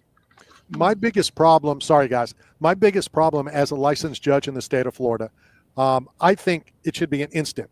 A groin strike, an eye poke should be a point. What bothered me on that fight on Saturday is he said numerous times, I can't see. Then the ref said, oh, well, I'll take a point. Well, it should be automatic. It's like you're trying to bribe him to continue. He can't see. Yeah, that's kind of weird, isn't it? Yeah. It was like the Holland situation. Right. you can go ahead. That's all I want to say. It was an awkward situation, like the Kevin Holland thing. It was like how much time he had in between the rounds of deciding whether he was going to fight or not was like really awkward and strange. There should be more of a criteria of what's going on. Like if the guy says he can't see, the fight's done. Yeah, and it's supposed to be that way. It's supposed to be that way. Mm-hmm. Yeah, I feel like they need to make it more intense. Like if they have something that, like I was mentioning to Randy earlier and Matt, if they dock your pay, don't you think as a fighter, if I don't know if you've accidentally ever poked someone in the eye or if you've had your eyes poked out or how it's been for you in the past, but if there is a parameter that says, okay, if you poke someone in the eye, you automatically lose half of what you're earning in that fight. Don't you think that fighters would suddenly be a bit more cautious of it? Yeah, I mean, but the thing is that there needs to be a little bit of a change with the gloves. Like going back to Pride, if you notice the style of their gloves, there wasn't as many eye pokes. So if they could do a little bit of a transition in that way, I think that would kind of kill the issue, which is like people are gauging distance with their fingertips. Even if you tell them sometimes, to ball up their fist because of exhaustion or whatever else it is, your fingertips naturally come loose. So I think that there needs to be a glove change more than anything. Like, I don't know from exhaustion if you're going to register that they're like, oh, if you do this again, it's 30% of your pay, right? I don't know if they're going to register that, but if you can just kill the two birds with one stone, get a better set of gloves that hold your fingers downwards, I think that might be alternatively the better option. Before I ask you, all right, I'm sorry, Matt. I'll let you go, but I always have all these questions. Leslie, I'm not sure you're aware of this, but you get docked pay if you miss weight, and it doesn't seem to stop people from missing weight. Facts. A significant amount of docked pay. You know what I mean? Like it's just there's something. It's really bad. I just. What else do you do? How do you solve the problem? And I'm thinking money talks. That's what I'm thinking. Obviously, it's a big issue, and what is it? Gagne's got like 6 eye pokes. I mean, it's a reoccurring event with this guy. Charles, so on behalf of Randy and myself, we want to apologize to the Cowboys fan. She's new to the program. But I couldn't even tell she was a Cowboys fan. Oh, look at her outfit. She's being sarcastic.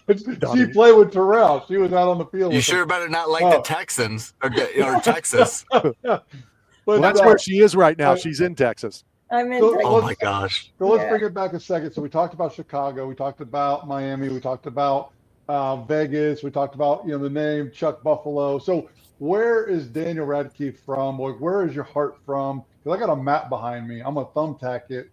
Where you resonate the most from? Where did your fighting style come from? What influenced you the most? And we're gonna put you on the map. You'll be a part of the Knockout Radio Wall of Fame. No doubt. I'm actually originally from Sarasota, Florida. So that's like where I grew up. So when I was down there, because of being so close, when I was getting ready to go, I was like 14 or 15, Jorge Masvidal came out and he started street fighting. So I thought, I don't know if I could play football. I'm not as fast as the kids that are at my school, right? So maybe I could do this whole fighting thing. So I started going behind the banks and we started doing some bare knuckle boxing. And I was like, oh, I think I might be pretty good at this. I started, knocking people out, and I was like, okay, well, continue on with this. And when you get any sort of gratification and people telling you you're good at something, you're going to keep pursuing it, right? And you always wanted to be comfortable going out to party and being like, yeah, don't mess with that guy, right? And so that's what led me into it, and then it became an obsession. And then thankfully, I made it to this part of my career. But my main influences were Kimbo Slice, Jorge Masvidal, because of where I was. How many shark's teeth have you picked up in your lifetime being from Sarasota?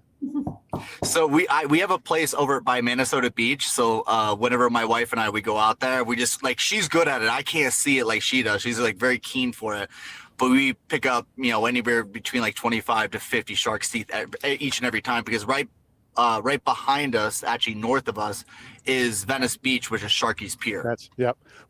We're based in Tampa.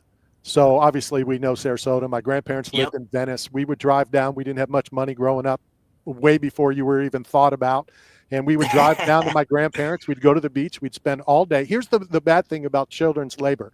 We spent all day, the three of us. Labor. Yeah, my parents took advantage of us. They took us to the beach Yeah. at 8 a.m. Find me all the shark's teeth. And then they would go and sell them. And we were picking up the shark's teeth nonstop at Venice Beach down there in South Florida. And here's even a greater question. Do you believe the sponge docks that they really sell sponges over there? No, they really do now. They do. Where they get them from. Wink, wink. Yeah, they don't probably get them out of the water. They probably go to the dollar store. Correct. Yeah.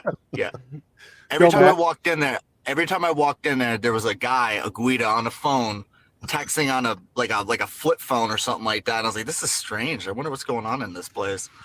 They're dealing Yeah. with sponges. So here's a bonus question for you, Chuck. So look at Leslie Lacey, bust a lip there, our Cowboys correspondent. If you can remember back to your childhood, she was the meteorologist on the Sarasota TV network. She was like the weather girl. So you would get your weather updates from old Bust a Lip. For the last 3 years, I've been the meteorologist. I don't think he's that young. I was on but I've been your meteorologist for the past 3 years at ABC7 doing Sarasota. We did Crazy Milton, Crazy Helene. Yeah. That came in. She sends out feet fetish pictures to her fans. She's sent them out in the past. No, I'm serious. If you write in, she'll send them. Shut up. That's hilarious. Yeah, I got mine right here. I got them right here. This has gone down fast. I send out hobbit feet is what I do. When I get the feet fetish guys, and we do get them as television anchors and stuff, we get a lot of feet fetish guys. It's a real thing. So I always build them up. And then I sent a month later, I said, I'm looking for the perfect one. I got this. And then I send them Bilbo Baggins, the Hobbit, send his feet out. And I never hairy feet. Yes, that's what I do. Yes. The funniest thing that happened to me, because actually you bring back nightmares for me when Milton happened, because when I think it was when Ian was hitting by us, I'm telling my wife the whole time, because all you guys can resonate with this. I'm sitting there, I'm like, listen, it's going to pass off. It always does this. It's not a big deal. Don't worry about it. And then it keeps getting closer and closer. And I'm like, oh my God, it's a direct hit on Inglewood, And then we're in Chicago at this point, right? And so the lady who's in Inglewood, right, who's doing the videos, she's blowing all over the place and moving around. I'm like, our house is gone. No doubt, it is gone. Look at the lady.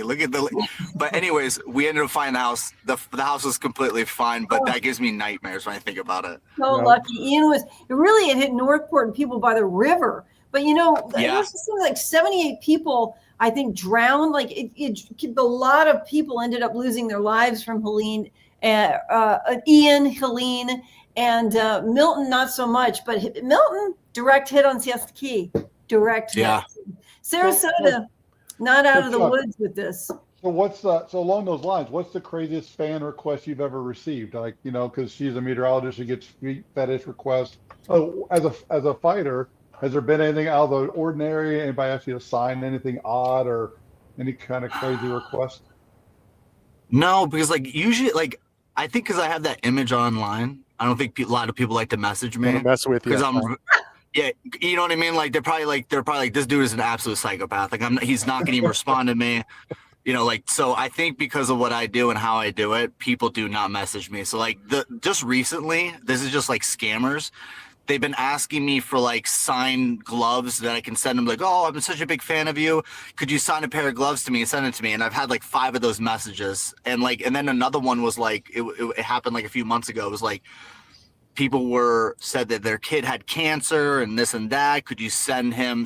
I was like, this is crazy that people are willing to do this, but it's just scams. That's all it is. So that's more or less what I get. Your fans are scared of you, basically. Yeah, basically. Yeah. Well, this chat might change all that, because you haven't come across like that. You've come across as a really cool dude from Sarasota. Yeah. So we're going to turn the reputation. You might not be a heel anymore. Yeah, I mean, we'll always have that image, right? Because we got the game time face versus when we're outside of it, right? But it's cool talking to you guys, because being able to have people from Tampa. I remember when I was a kid going to Ybor City and going down there having a good old time, right? Yeah. I don't think it's the same as what it used to be, but the Piranha Club is a good spot. Do you get back down here at all? Do you get back down to So you know CFFC, right? Yeah, they were just here. Yeah, exactly. So when they were over at the Hard Rock down there, I would come down there every time they would be doing this. That's actually where I made my comeback, and I had like 4 or 5 fights out of there. So I'm surprised I didn't see you around there. I didn't know if you were involved with them at all, right? Yeah. No, I have been. Yeah, but that was so I've spent a lot of time in Tampa, and even before that, I had a girlfriend who lived out there as well too. And like I love Tampa, and actually my buddy has a bunch of spots over there, and I heard about what happened with the river and all that.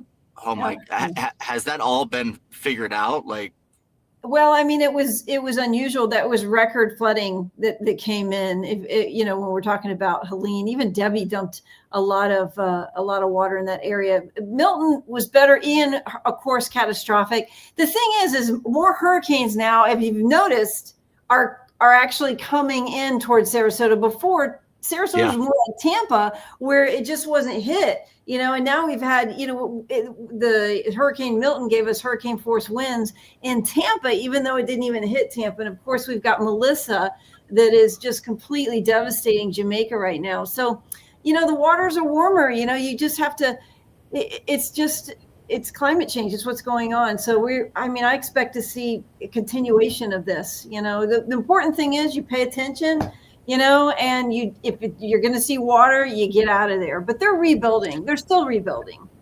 Funny story. So I remember one day my brother had woke me up, and it was a hurricane, and we were over by North Jetty. So we decided that we're going to go wake up. We're going to go take a few shots and go rock and roll and go surf those waves, right? Oh, my God. So we go out there. I had my favorite hat on. I'm ready to rock and roll, except like when you take – back-to-back shots upsets your stomach quite a bit. I'm in the back of my buddy's construction truck where it's got all this wood in the back of it. We get over there, we hop in the water. First and foremost, I fall before I even get on the beach, right? So it wasn't looking too hot for me. But I hop in the water. The waves are so big that you can actually hit the sand. So when I went in to go drop in on it, the tip of my board slammed into the sand and I fell. So I got the board because I had my leash on. So I'm trying to paddle, right? And I'm paddling and I'm trying to get to the jetties. And I'm sitting there screaming at my friend who's on the jetty because I don't think I'm going to be able to make it. And a bunch of people that day had gotten taken out by riptide. I'm not kidding you. I was given my last stroke.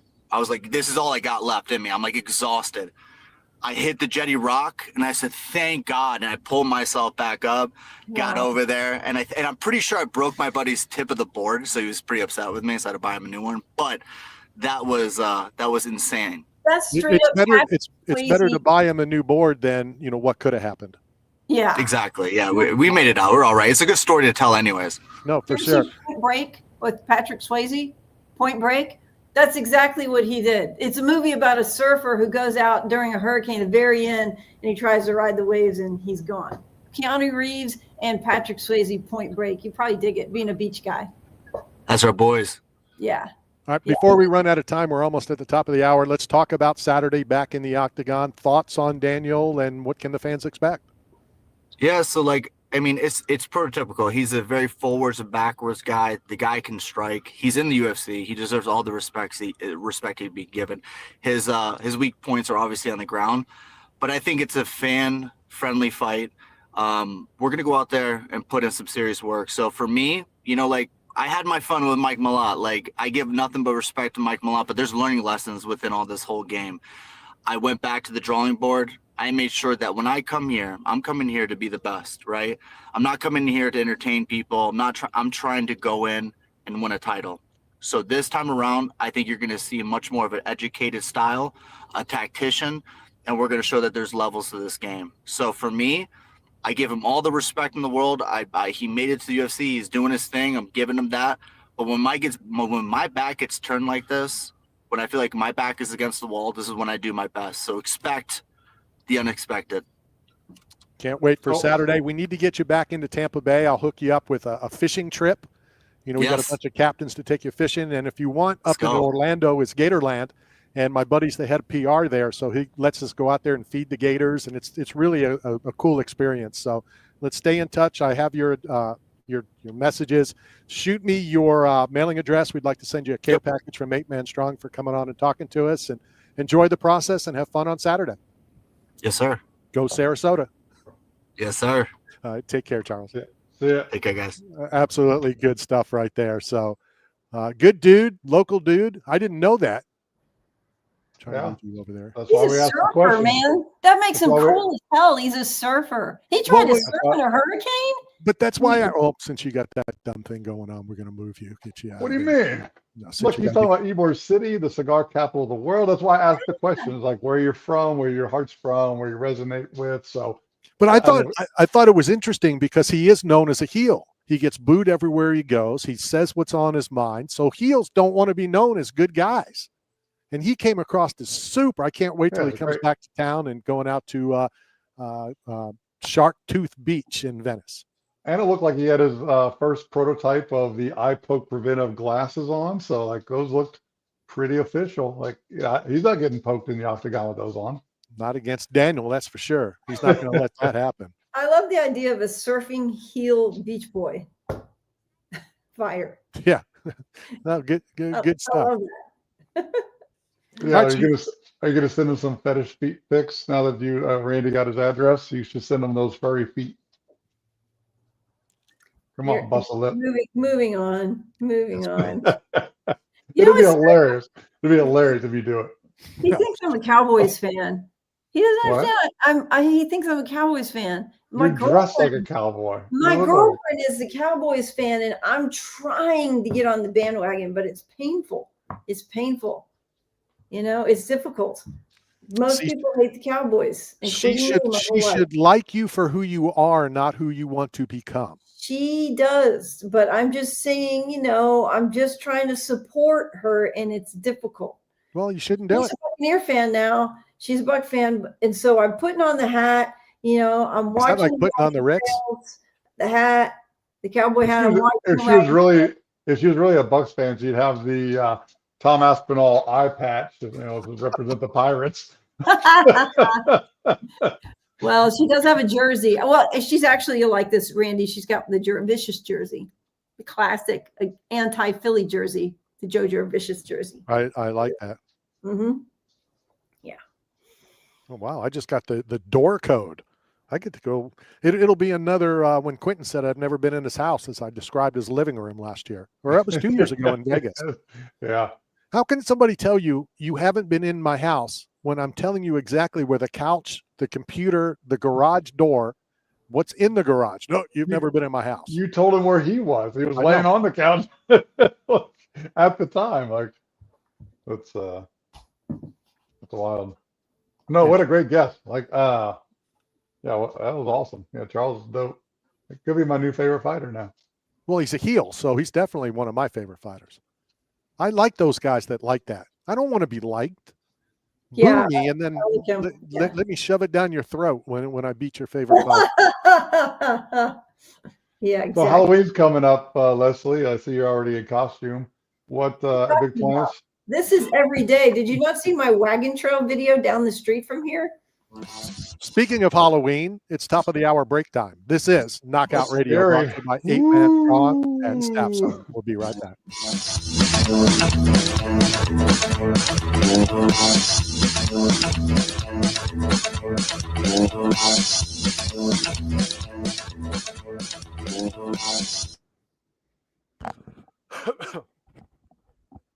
All right, 2 hours down. That's been fun.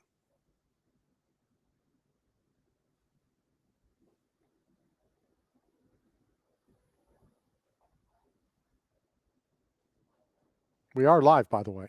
So if anybody wants to talk, feel free to do it. Oh, it says it's muted. Oh, just WTA. Yeah, just they are. Muted? Okay.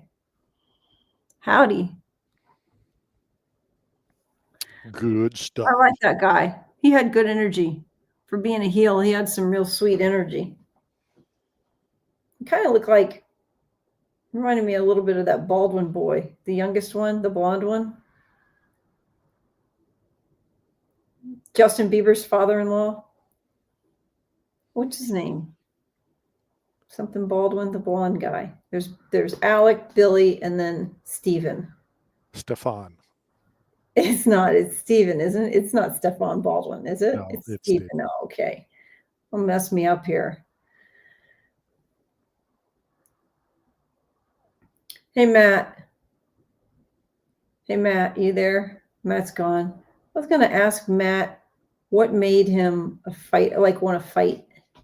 I love to know, what drives people to be a fighter. Matt, what made you want to fight?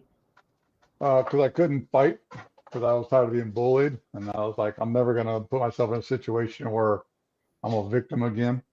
I might lose. I might get my ass whooped. But Right. I'm gonna give myself a fighting chance. And so that's why I stay conditioned to fight, but I don't want to fight for a paycheck. I mean, I see too many neurological issues and the lasting lingering effects, too many surgeries, too many chronic pain issues. So I didn't want to be a professional fighter. I mean, I did at one point. I did train to fight, but I didn't have insurance. And so every time my hand was messed up, I couldn't make pizzas. And I had a business that I was trying to grow from start, but I wanted to be a fighter professionally. And I had to choose between entrepreneur or fighter. And I just chose to go not getting punched in the face for a career, but I stayed close to it, obviously with Knockout Radio and being a part of the commission. But now my roles change. Now it's more about fighter safety and helping fighters protect them from themselves at times, help them with recovery. I don't know if you were on that week when we had the NUMI people on from the glutathione. This is actually a neuroinflammation supplement. So for cognitive function and for neurological damage after a concussion or traumatic brain injury, athletes can start to reduce inflammation of the neurons to restore their cognitive function back. So, now my role is for prevention and longevity, but it still applies to the fight game. What do you think about Tua? Do you think they should get him out of the NFL?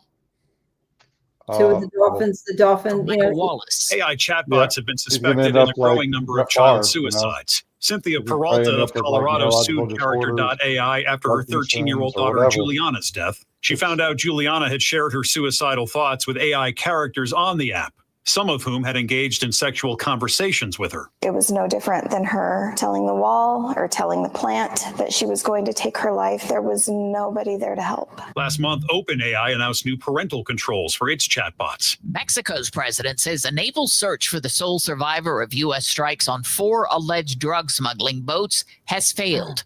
14 people were killed in those strikes.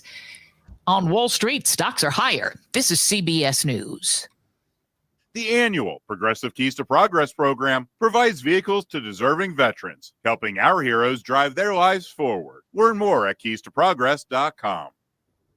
Tampa Bay's Tan Talk, entertaining and informative radio for the Sunshine State. This is Michael Clayton from the Tampa Bay Buccaneers, and you're talking sports with Randy Harris. All right, we are back 2 hours down, 1 hour to go. Shenanigans continues, and I guess if you want pictures of Leslie's feet, all you got to do is text her. Oh yeah, I ain't sitting on any feet. You'll get hobbit feet. So did you say for Halloween you're Debbie Does Dallas? What is your costume? Oh my gosh, you just did not. You said Debbie Hurricane. You talked about the hurricane earlier. Hurricane Debbie did some damage. She wasn't a hurricane when she came, but she came up through the Gulf, dumped a lot of water in the area. No, she didn't. I only watched the Telemundo Weather Channel during natural disaster. Gosh, obviously those chicks are so hot. Telemundo is like the only news station where the girls can wear hardly their cleavage. They're smoke shows. The Telemundo, I will agree, they're smoke shows, but they need to have some younger guys. It's like, no, is it bad that I pray for natural disaster just so I can turn on Telemundo? I mean, I don't even speak the language, but I understand everything they're saying. You're terrible. I was like, the temperature's 6'7". Hey, 6'7". Explain 6'7", please. Explain 6'7". That's not my job to do that. That's Randy's job. Randy, for people who don't know what 6'7" is, which is pretty much all of Gen X and Boomers, explain what 6'7" is. Zero idea. All right, let's look it up. Well, so there's a rapper named Skrilla. That's he's got a song called Doot Doot. So he's he's from Philly. So it's actually filmed in Philly, the rap video. And then one of the Ball brothers is 6'7". He's a basketball player. I don't know if it's Lonzo or LaMelo. I think it's Melo. But so he's 6'7". So in the video, he's kind of seen as like part of the rap scene. So it was just kind of a trendy TikTok thing that just took on grade school kids. They call it Alpha Gen, Gen Alpha. Gen A. Gen A and Gen Z. So Gen A is like, the 12-year-olds and below. And then Gen Z is sort of like your late teens, early 20s is Gen Z. Millennials are like 30 and up almost now. Some of the biggest viral videos is like a fat burger, and they'll be like, order 6'7", and they come up and the whole restaurant goes nuts. It's basically just a catchphrase. So I'm looking at AI here. It's viral, largely nonsensical slang, a term that became popular, become GA from Gen A's and Gen Z's. It has no fixed meaning at all, with its significance coming from its origin in social media culture by Skrilla, who, by the way, is from Philadelphia. So 6'7" is coming out of Philly. Okay. There you go, Randy. A Philadelphia Phillies 6'7" jersey. I got dibs on it, and I'll pick it up tomorrow so I can wear it for Halloween. The song gained widespread popularity on TikTok and Instagram through edits of basketball players, particularly LaMelo Ball, who is 6'7". Okay. Welcome to the program, Leslie. I just said all that. I know. I didn't have to look it up. I already knew it. Somehow the way I say it's a little bit different from the way you say it. So some people are going to get what you say, and some people are then going to get what I say. Well, because the people you talk to are a little bit slower than the rest of us. No inherent meaning to 6'7", which is just typical of Gen Z and Gen A to have no inherent meaning in something that's supposed to have a lot of meaning. All right, enough about you two clowns talking. Let's welcome to the show our next guest in the Octagon this weekend, Donte Johnson. Donte, how are you? Good. I'm good. How are you guys? Tell us fight week. I know it just kicked off. It's Wednesday. What's it like, and how are you going to just keep it like any other fight week? I mean, it's a blessing. It's a blessing to be out here. It's a blessing to be able to, hop on a plane and do what I love for as a career. It's been a good week so far. I'm looking forward to the rest of the week, especially looking forward to Saturday. But yeah, everything's been good. Everything's been, smooth. Let's address the elephant in the room, and that's that 0, that sits on your win-loss. It's like a bullseye. Do you feel it's like a bullseye? Everybody wants to take away something that you have. 100%. I mean, that's life, though, in general. So they can keep dreaming and they can keep wishing. But at the end of the work, I'm still going to put my work in. I mean, at the end of the day, my work is going to get put in. And, what I'm saying, as long as I show up every day, put God first, what I'm saying, and work hard, row the boat as he steers, this is going to go on for ages. So I'm not worried about anybody taking my O. I'm worried about, my next opposition in front of me, my next opponent. What was it like the first time you saw the scroll, at the bottom of ESPN, when they're saying the fights and the order of the fights and your name is up there on ESPN? It's a blessing. It's a blessing. It's prayers answered. It's something that we've worked for. And I've been saying it lately, I'm saying most people, and it is a good week. It's a good week to get in the gym 5 days, maybe even 7 days a week. But I'm in the gym, 7 times a week, but I'm in the gym about 21 to 28 times a week. It's prayers answered, and it's a confirmation from God that I'm doing exactly what I'm supposed to be doing here while I'm here on earth. Did your original opponent get changed? Yeah, it did. It did. So tell us when that happened and what's that like? You're training for one guy. I know that you're training for a fight. It doesn't really matter who the guy is, but there's certain things you're looking for. So what was that process like when the opponent got changed? Nothing really. I mean, nothing really different. I mean, we still showed up to the gym. We still worked hard, and we continue to do that as well. Yeah, nothing changed. I mean, the mission stays the same. You find the jaw and you break the jaw. I'm not worried about the other person. We stay well-rounded. We train very hard, and we train very smart, and we pray even harder. So all I'm worried about is looking for that jaw. Before I throw it over to either one of the co-hosts, I always ask our guests when they come on about, collecting items and what do you collect and what would you like to collect. So I want to ask you that, but I think this is the first time I've run across somebody that is working with a collectible company, Mike's Collectibles. So talk about, that relationship and do you collect items? Personally, no. I don't really collect anything. But yeah, it is a blessing. It's a blessing to have somebody like one of my coaches, Mike Biddle. He's also one of my coaches as well. To take lead, because obviously that is a very important part of any type of professional or profession in general, whether if it's Taylor Swift selling a guitar or me selling UFC gloves. So it's pretty cool to be able to be in that position, and it's a blessing to be able to sign my name on things and that people want it. Talk about the location that has that, I guess it's in your hometown. Saturday, I went on your Instagram. I pulled Matt. Matt normally goes on the Instagram and gets stuff off of that. But so where is that at? And I know that there's going to be some gloves signed by you there and some other items. Yes, sir. So that's located Fond du Lac, Wisconsin. I don't know the specific address, but Fond du Lac, Wisconsin. It's on 2nd Street. Mike's Memorabilia. Check him out. He has plenty of stuff, plenty of Packer memorabilia, Bucks memorabilia, mostly Wisconsin. So yeah, it's pretty cool to see my name circling in the store. Go ahead, guys. Are you a fan of what are when you're doing your off time and you're just chilling out, what are kind of most of the sports that you like to watch? Like who are your teams? I'm kind of curious. To be honest, I don't really watch that. I don't really watch that. I'm in the gym four times a day usually. So my downtime, I'm usually reading the Bible or something, or spending time with my family or with my dog. I did play college football. I played at Minnesota Duluth, and even then, I didn't really watch football or get too much into that. Interesting. Matt, all right, so Donte,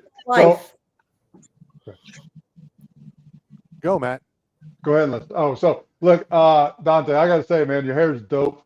I'm trying to grow my hair out. I was thinking that the whole time. I just didn't want to bring it up. every week, multiple times, more times than you're in the gym a week. I'm like, I have a bad hair day, and I'm like, I'm just done. I'm going to cut it off, and I'm going to start over. But then I just weather through it in hopes of getting it to be like yours, bro. Like, how long did it take to grow it? And do you ever think about just cutting it off, like in a moment of weakness, and starting over?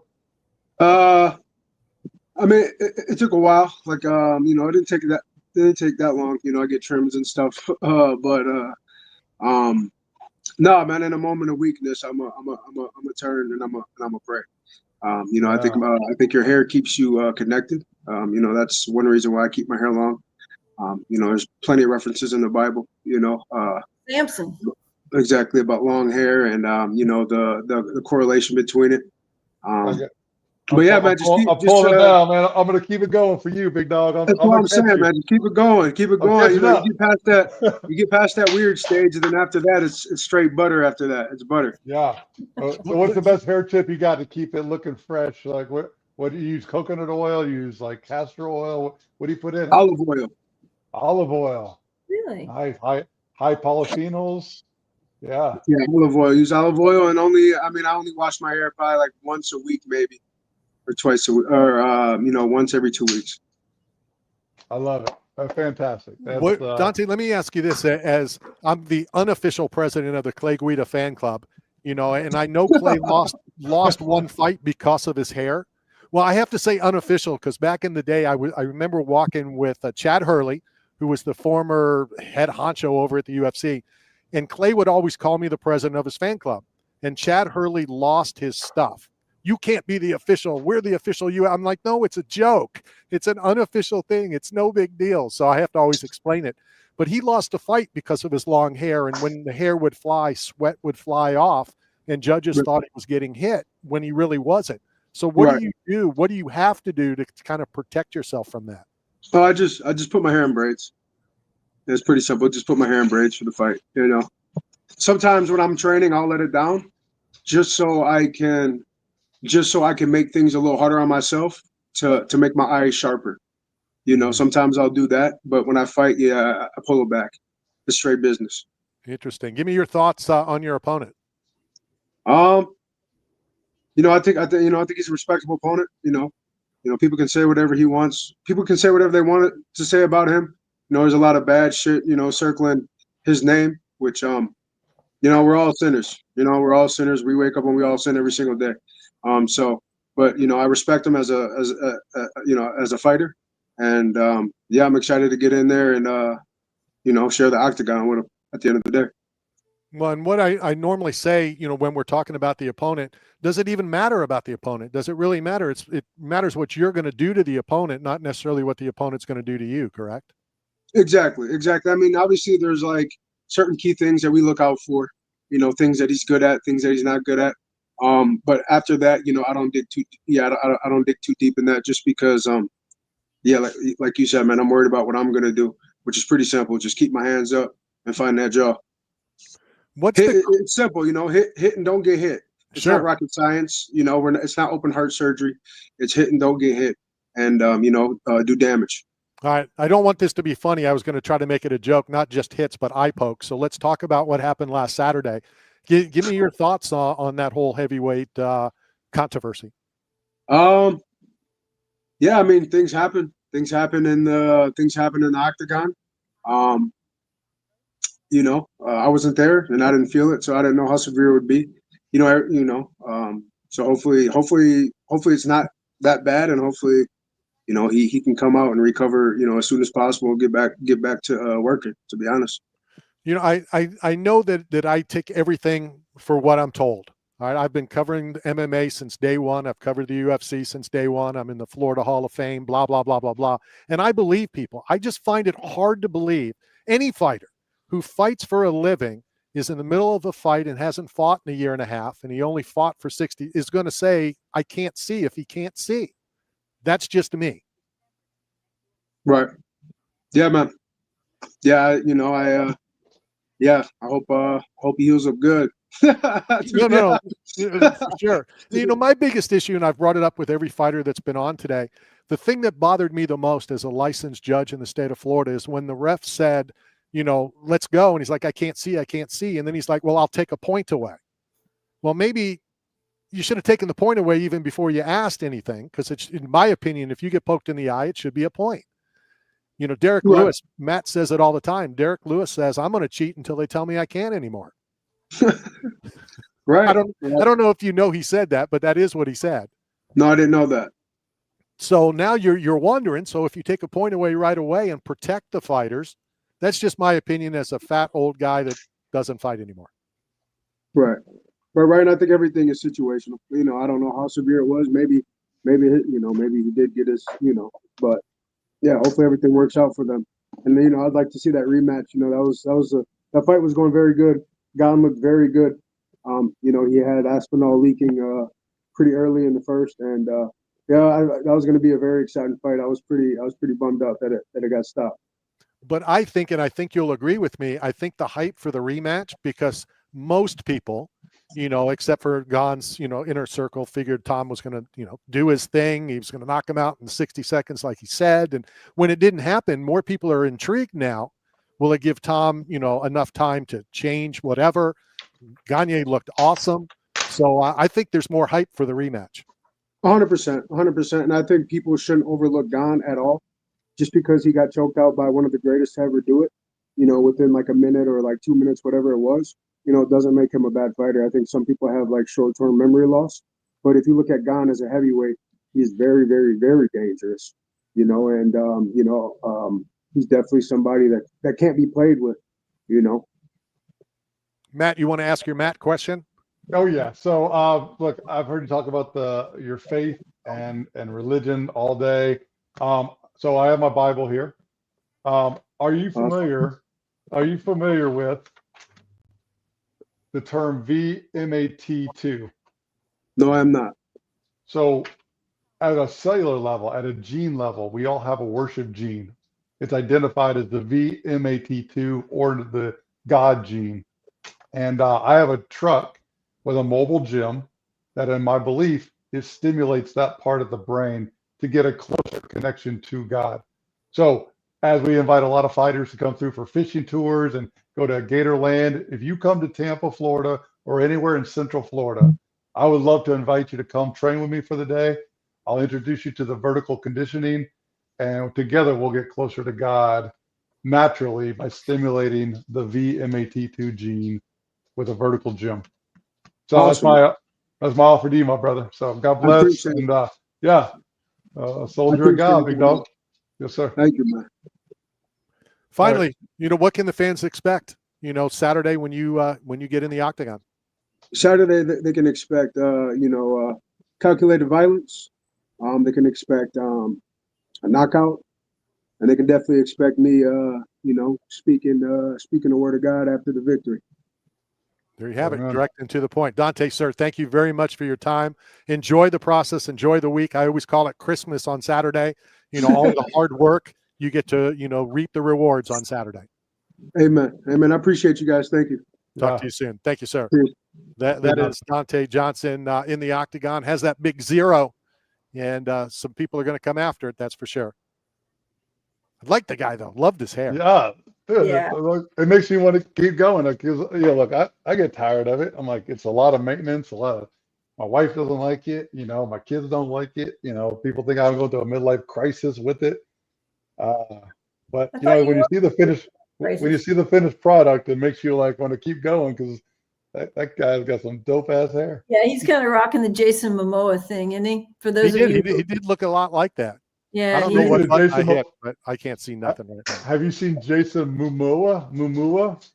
Have you seen this viral cow in Tampa? It's like one of the mini cows, and they named it Jason Momoa. And it's a TikTok viral sensation. Oh my goodness. No, I haven't. But I want to say only Matt would somehow link the vesicular monoamine transporter 2 VMA2 gene somehow. So it's Jeep. With the Bible. The Jeep, well, Randy, I get. But putting it with the Bible, what? Well, Randy goes, do you have a Matt question? He said, do you have a Matt question? And that means a biohacking. That means a neurological. That means not comedy, not entertainment Matt, but biohacker Matt. So he gets the best version of me. When he asks for it, he's always going to get it. First of all, I didn't ask for a Matt question. I asked for the map question. Oh. You're so I thought you were going to give me the freedom to be me. No. I was like, all right, well, I'll be me. I love being me. Oh, my God. Oh, God. Oh, yeah. The map. Said, well, the VMAT2 is Matt. And I'm like, what loop is he going into now? What trail of tears is he going to be following as we move into this interview? But here's the thing, on Facebook and YouTube and going viral, bringing these kind of things into the world, that's important. It gives people knowledge and it gives value for listening to the show. It's not just entertainment, not just X's and O's, not just what happened in the fight game. Well, it's definitely not entertainment. You're right. No. The vesicular monoamine transporter 2 was really good radio to a fighter. I'm telling you, you're right, Matt. It's a physical stimulation to get closer to God. Are you serious? Do you know how big of a discovery that is? I mean, if the discovery at a gene level is big, imagine having a physical device that can actually assist with that connection to a higher power. I don't know if you don't get excited by that, but I do. Well, geneticist Dean Hammer's God gene, that's what he calls it. It's a hypothesis, and it proposes that this VMAT2 predisposes people to spiritual or mystic experiences. However, I would like to say that in anthropology, when I was getting my degree at USC in anthropology, one of the things that we studied and learned is why people have religion, and it's a way to cope with things dying. In fact, the only difference between humans and animals, there's 2 differences. Do you know what they are? Between humans and the rest of animals and creatures on this earth, there's only 2. I'll tell you what they are. Spoken word. That is, we have religion and we bury our dead. And we communicate with words and speaking. No, they communicate. And they can't write. They can't write. Yes, they can. They can write. Primates can write. Sure, they've been taught to sign language and stuff. And they have there's many other, but none of them bury their dead. Elephants will come back and visit their deceased at an elephant graveyard. But they don't bury them, not even primates, which is what Speaking we are. of anthropology, you should send the feet pics of anthropology of just bony feet, for skeletons, during Halloween. That should be your new fetish. I'm into fossils. You know what the best part of the subject is? No, break don't go. time. No. Coming to you live from the Cool Breeze AC broadcast facility. This is Knockout Radio, brought to you by 8 Man Strong and Staff Zone. We'll be right back.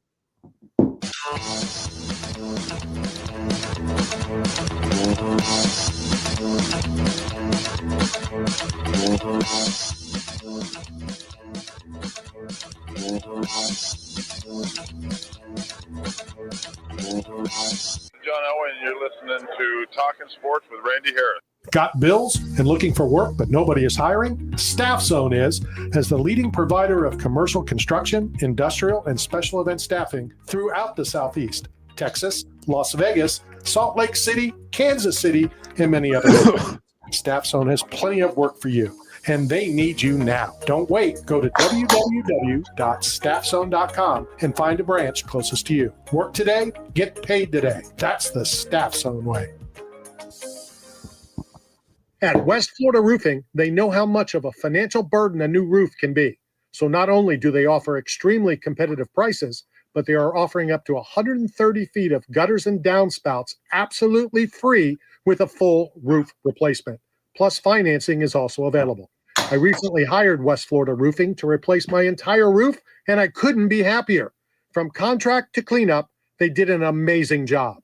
Call Joe today at 813-282-4000. This is Randy Harris for Mick for Hair at Got Split End Salon in Pinellas Park, our official hair care and grooming provider who caters to everyone, women, men, kids, and senior citizens in an affordable, upscale environment staffed with the most talented professionals in the business. Visit Mick for Hair at Got Split Ends today at 4376 Park Boulevard in Pinellas Park, or call them at 727-290-9873. You're hungry. Where do you go to eat? Berg Sports Bar and Grill. You want to have a drink? Where do you go? Berg Sports Bar and Grill. Having a get-together with the guys from the softball team? Where do you do it? That's right, Berg Sports Bar and Grill. Located at 1320 Central Avenue, St. Petersburg, right across from Tropicana Field. Berg's is the best place to take the whole family for food and fun. Going to a Rays game? Have dinner before the game at Berg's, and after the Rays win, come and celebrate with all your friends at Berg's, right across from the Trop. So come down and see Berg and the whole gang at Berg Sports Bar and Grill. Berg Sports Bar and Grill. 8 Man Strong is not simply about the biggest or strongest. It's about those who have survived true lows, suffered, faced demons real or in their heads, and are fighting to come back against it all. If you live with a passion for greatness and strength and resilience towards all obstacles that may attempt to derail you, if you're bold and aggressive in the pursuit of the things you want in life, if you are meant to overcome everything that stands in your path of reaching your goals, then you are 8 Man Strong. Hi, this is Bill Romanowski, and you're listening to Knockout Radio. All right, we're back full house. We're full teamed up now. Is somewhere in New Jersey, or after last week, it could be somewhere in New York. Let's welcome to the program Mike Straka. What's up, gentlemen? And Leslie, how are you? Hey, man, I've been called that before. It's okay. Where are you? Move you to the center. There we go. So what's new? It's been a week since we last spoke. Before we talk about Saturday's fight, what's new in Mike's world? Mike is moving to Denver, Colorado. What? What's going on? There's a potential news job working out there. Awesome. So, that's good. It's a great market, man. You're going to love it. I know. I'm afraid. Any more details? Is this TV? Is it radio? Is it? I hesitate because I've simplified my life, Randy Harris. Like my whole world fits in a bedroom. You know what I mean? Like, I don't have a car. I don't want a car. Things are going to change. I have to, adult, so to speak. Does that mean getting a car?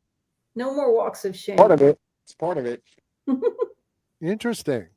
So awesome, yeah. Denver's a great market. It's got and you got the Broncos to cheer for out there, Absolutely. and it's beautiful. More importantly, the president of Knockout Radio, the Knockout Radio fan club.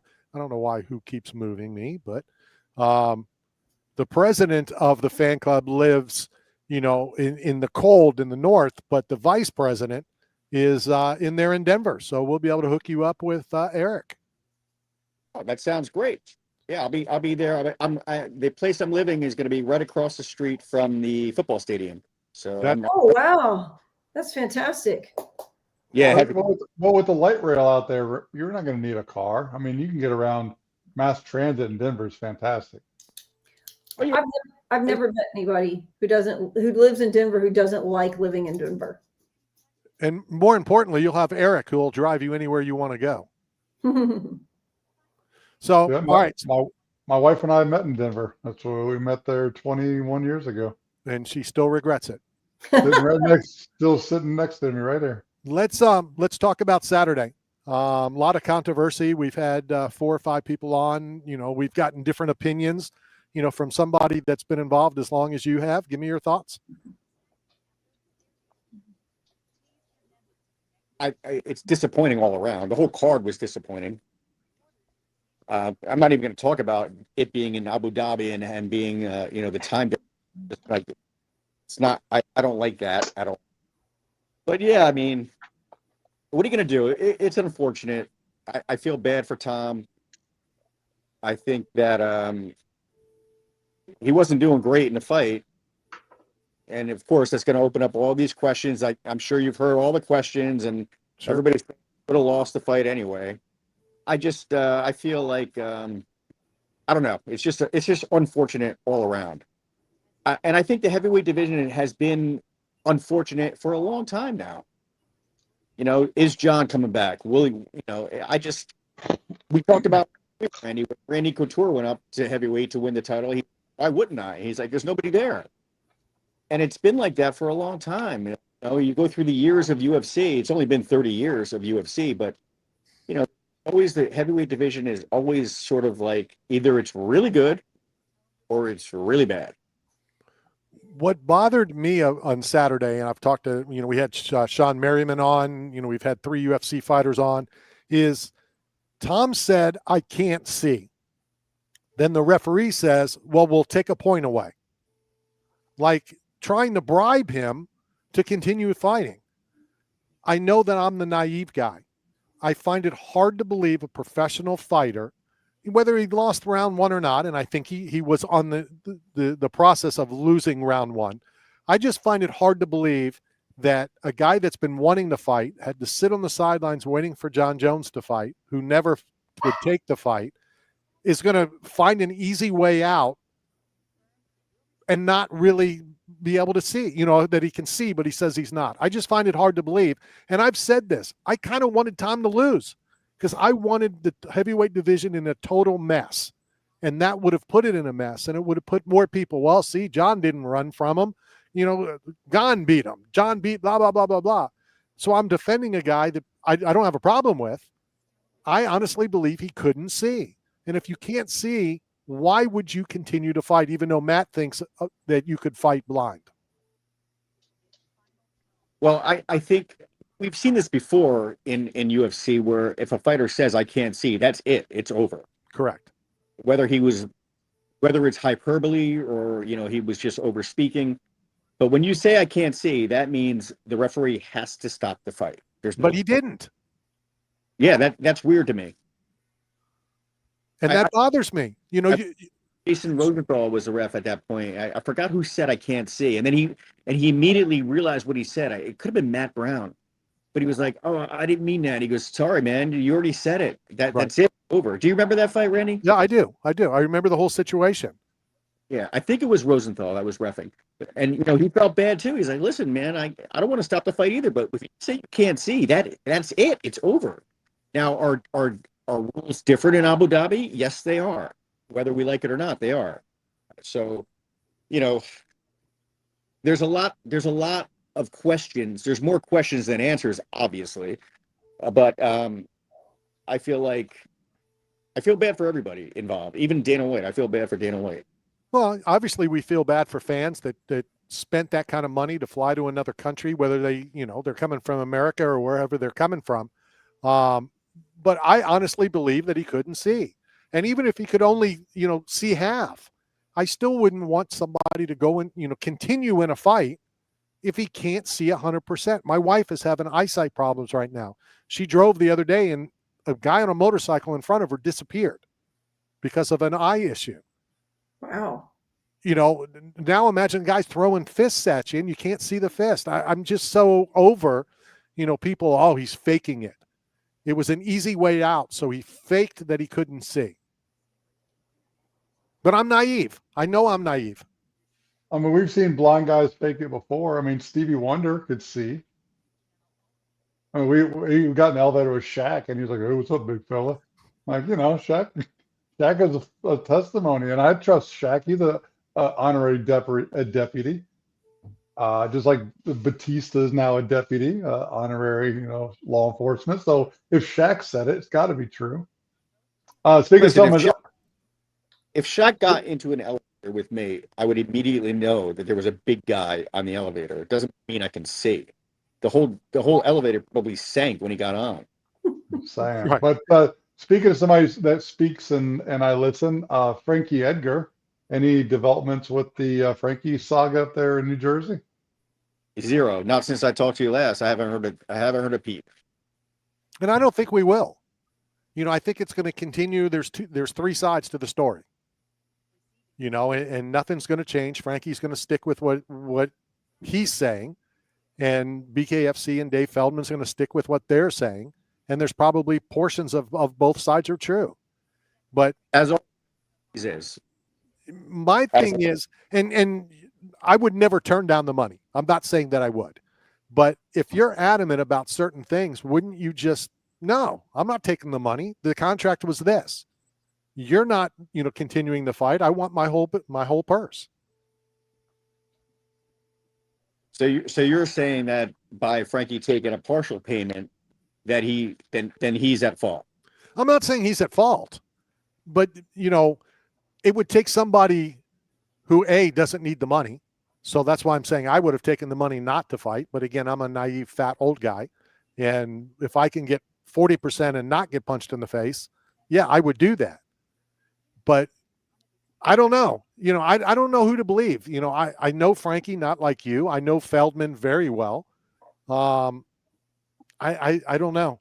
It's just weird, but I think the commission would have the final say. The commission can prove, whatever. And with them not even getting involved, I don't know.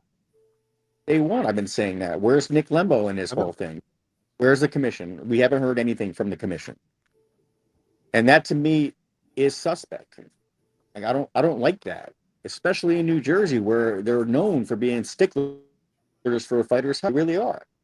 And for them not to say that Frankie wasn't good enough to fight, that's a lot. That means to me he was good enough to fight. And there's something else going on. That's how I look at it. Because Nick Lembo would never put a fighter in jeopardy. That's nothing. That is anathema to New Jersey. And we've talked about it before. A lot of people have come through New Jersey and their fights were canceled. I saw Daniel Gracie's eye get cut during a fight once in Atlantic City, and you could see the bone in his eye. And they called the fight, and he was still going, "Oh, I want to fight." And they're like, "No, you can't fight. It's over. It's done. It's no contest." So, I know that New Jersey Commission is very strict. They're extremely, they have a lot of integrity. That's all I'm going to say about that. And to not hear about it, it's such a big headline-making thing with a guy like Frankie Edgar, who's a UFC legend. I just feel like there's something amiss. That's it. I could be wrong, but I think it was Kimbo fought Thompson. Does that sound right? I believe that was Paul Thompson in New Jersey. Yes, at the Brendan Byrne Arena. That's how long ago it was. It was still called the Brendan Byrne Arena, which is in Newark. No, it's in the Meadowlands. All right, well, it's close enough for a Floridian. Because I was at that fight, and that fight should have been stopped a whole lot sooner. Yeah, that was, Carano fought Caitlin Clark or Caitlin something. Then she went from fights to basketball? Yeah. Caitlin Clark, you said. Caitlin, right now. That was a night Gina fought. That was a CBS fight. That was the first Strikeforce on CBS. I know exactly which one you're talking about. That's when James Thompson's ear exploded. Right. That's what I'm saying. Right. So you're saying it should have been stopped at that point when his ear exploded? Well, I thought that hematoma or whatever the hell that thing was on his head or face, ear. I mean, it was more than one, but yeah, it was nasty. I disagree. Can you hear me? Yeah, we can hear you. I kind of disagree with that because when your cauliflower ear explodes, it's not like a life-threatening injury. It was cauliflower ear that exploded. That's what the blood was. Right. So just because it's gross doesn't mean you need to stop the fight. Right. So would you like to see, how badly would you like to see? Because I want to see the rematch from last weekend's heavyweight title fight more than I wanted to see the fight Saturday.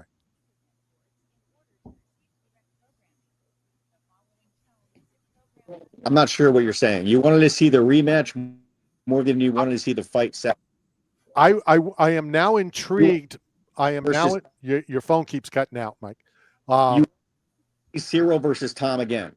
I want to see that fight now, the rematch, more than I wanted to watch the fight before. Yeah, me too. I agree with that. Yeah, I would like to see that fight run back right away. Of course, the thing that's a shame is now Tom has footage of what Gane was doing to him in round one, which is going to change the rematch, which nobody expected unless you're in Gane's camp. How many people thought that fight was going to go the way it did one round in? Nobody thought that. Right.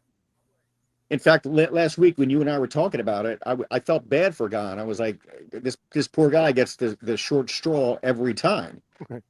And he showed up and he did a great job. And I think he was on the way to winning that fight. Eye poke or not. And I don't think Tom Aspin it. I think he sits out. No real fighter sits out for 3 years and then looks for a way out. That doesn't happen. No, I agree with you. What I would like to suggest to you is before you move to Denver, you might want to check to make sure their internet is better than in New Jersey. I will do that. Okay. Matt, you got anything? I'm excited about seeing you in Denver, buddy. That's a good market for you. Yeah. If you need a co-host out there, whatever you're doing, let me know. I got time. He wants to keep his job. Yeah, we could have like the Mike and Matt show, the M&M show. I'm going to tell you about the little Go Wild pass they have. Frontier Airlines. Frontier Airlines is the M&M guys. I have that Go Wild pass, and that's why I'm sitting. I fly all around the country for $10, Mike. But I always have to go through Denver on the Go Wild pass. So if you're located there, it is a hell of a deal. Don't tell anybody, just between the four of us. What kind of job is it, Mike? I mean, is it sports? Is it because you can do entertainment, you can do news, or are you staying in the sports world? No, it's news. Look, news people, we don't like to talk about things yet until we're there. It's sort of like just a superstitious. I don't even want to say superstitious, but it's just a thing. Like I have a couple things going on right now. I don't even want to mention them. So, you know what I mean? So it's just like, I get why he's kind of, it's the thing we do, why kind of quiet about it. Question. I'm just going to beat Matt to it. Are these things that you have in the works, are they feet related? No, don't even. Okay. Don't even. Mike, I used to see guys who had foot fetishes ask for pictures of my feet. So I'd work them up for like 3 months and then I'd send them a picture of Bilbo Baggins' feet. from The Hobbit, and then I would never hear from him again. It works every time, ladies. If you've got that issue, just Google hobbitfeet.com or whatever, images, send them out. They'll be done. Hey, listen, I had something that works too, but it just never really caught on fire. You know what I mean? What an idiot. What an idiot. I mean, you would say. Let's go hit our final break of the afternoon, coming to you live from the Cool Breeze AC broadcast facility in Pinellas County. Matt's somewhere in a dungeon. Leslie in Texas with her butt-kicking hat on. Mike en route to Denver. I don't know if he's already at the airport, if he's on the plane, or if he's in Rome, Italy, like it looks like from his background. But we're all over the place, and we'll be right back.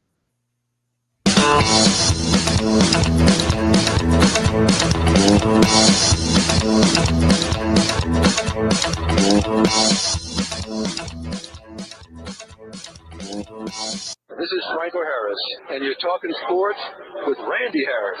8 Man Strong is not simply about the biggest or strongest. It's about those who have survived true lows, suffered, faced demons real or in their heads, and are fighting to come back against it all. If you live with a passion for greatness and strength and resilience towards all obstacles that may attempt to derail you, if you're bold and aggressive in the pursuit of the things you want in life, if you are meant to overcome everything that stands in your path of reaching your goals, then you are 8 Man Strong. Check out fantasypets.com, where fantasy meets cutting-edge technology. We create breathtaking 3D printed fantasy creatures that captivate hearts and minds, from the T-Rex to the dragons and the shark to the crocodile. Every fantasy pet is a testament to our dedication and precision and quality. You can request custom designs and bulk pricing as well. Go to fantasypets.com. That's fantasypets.com. Rhino Cards, located at 406 11th Avenue North in St. Petersburg, is your one-stop card collection facility, specializing in all sports, Pokemon, Star Wars, and of course, Knockout Radio's favorite, the UFC cards. If you're looking to purchase, sell, or trade, then Rhino Cards is the place for you. Details are coming on some very awesome UFC card giveaways, thanks to Rhino Cards as well. That's Rhino Cards, conveniently located in St. Petersburg, on 4th Street and 11th Avenue North. Got bills and looking for work but nobody is hiring? Staff Zone is, as the leading provider of commercial construction, industrial, and special event staffing throughout the Southeast, Texas, Las Vegas, Salt Lake City, Kansas City, and many other locations. Staff Zone has plenty of work for you, and they need you now. Don't wait. Go to www.staffzone.com and find a branch closest to you. Work today, get paid today. That's the Staff Zone way. This is Curtis Razor Blades, UFC heavyweight. You listen to Knockout Radio.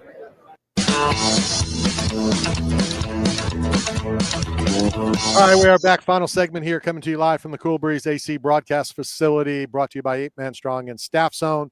The vice president of the Knockout Radio fan club, Eric in Denver, has just texted me and said they already have jobs lined up for you out there, Mike. That's great news. So you got part-time, full-time, from the studio, back from the studio, you're hooked up. Does any of them involve feet pics? Possibly. I've never told that story. Yeah, you shouldn't have. Now, the only thing more scary than you talking about feet pics is what we're about to welcome to the show, or who we're about ready to welcome to the show. Where's Joe at? Joe, where are you? Right here. Can you hear me? Yeah, we can hear you. There you are. All right. You wanted to see me? You wanted to jump on the broadcast. This is Joe Marcourt. I'm just calling about those feet pics. Oh, gosh. Gosh. Guys. I mean, you can't send them now. You're going to have to show them live right now. Take the boots off. No, listen, I wanted to... Matt hasn't had much to say about this because I don't even think Matt watched the fight. But with that being said, if you don't think he found his way out of that fight by doing what he did, you're insane. You're insane. Do I think he was scared to go anymore? No, but I do think he got out of the fight an easy way by taking the I can't see route to get out of that fight. All right. So for you saying you're naive, because you are naive by thinking that he didn't. Anybody who doesn't think he did is naive. All right, let me ask you this, Joe. Do you believe that he could see? Absolutely. Okay. It might have been a little foggy, but absolutely he could see.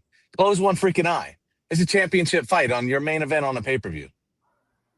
We've seen people do a lot more with less. Of course. And I'm curious, maybe Mike, maybe you know, how many times that somebody's gotten injured like that who says they can't see, go on and win or go on and lose? A couple times I've seen guys win. After getting eye pokes. Yeah. But we've also seen them lose too. Yeah, we've seen them lose too.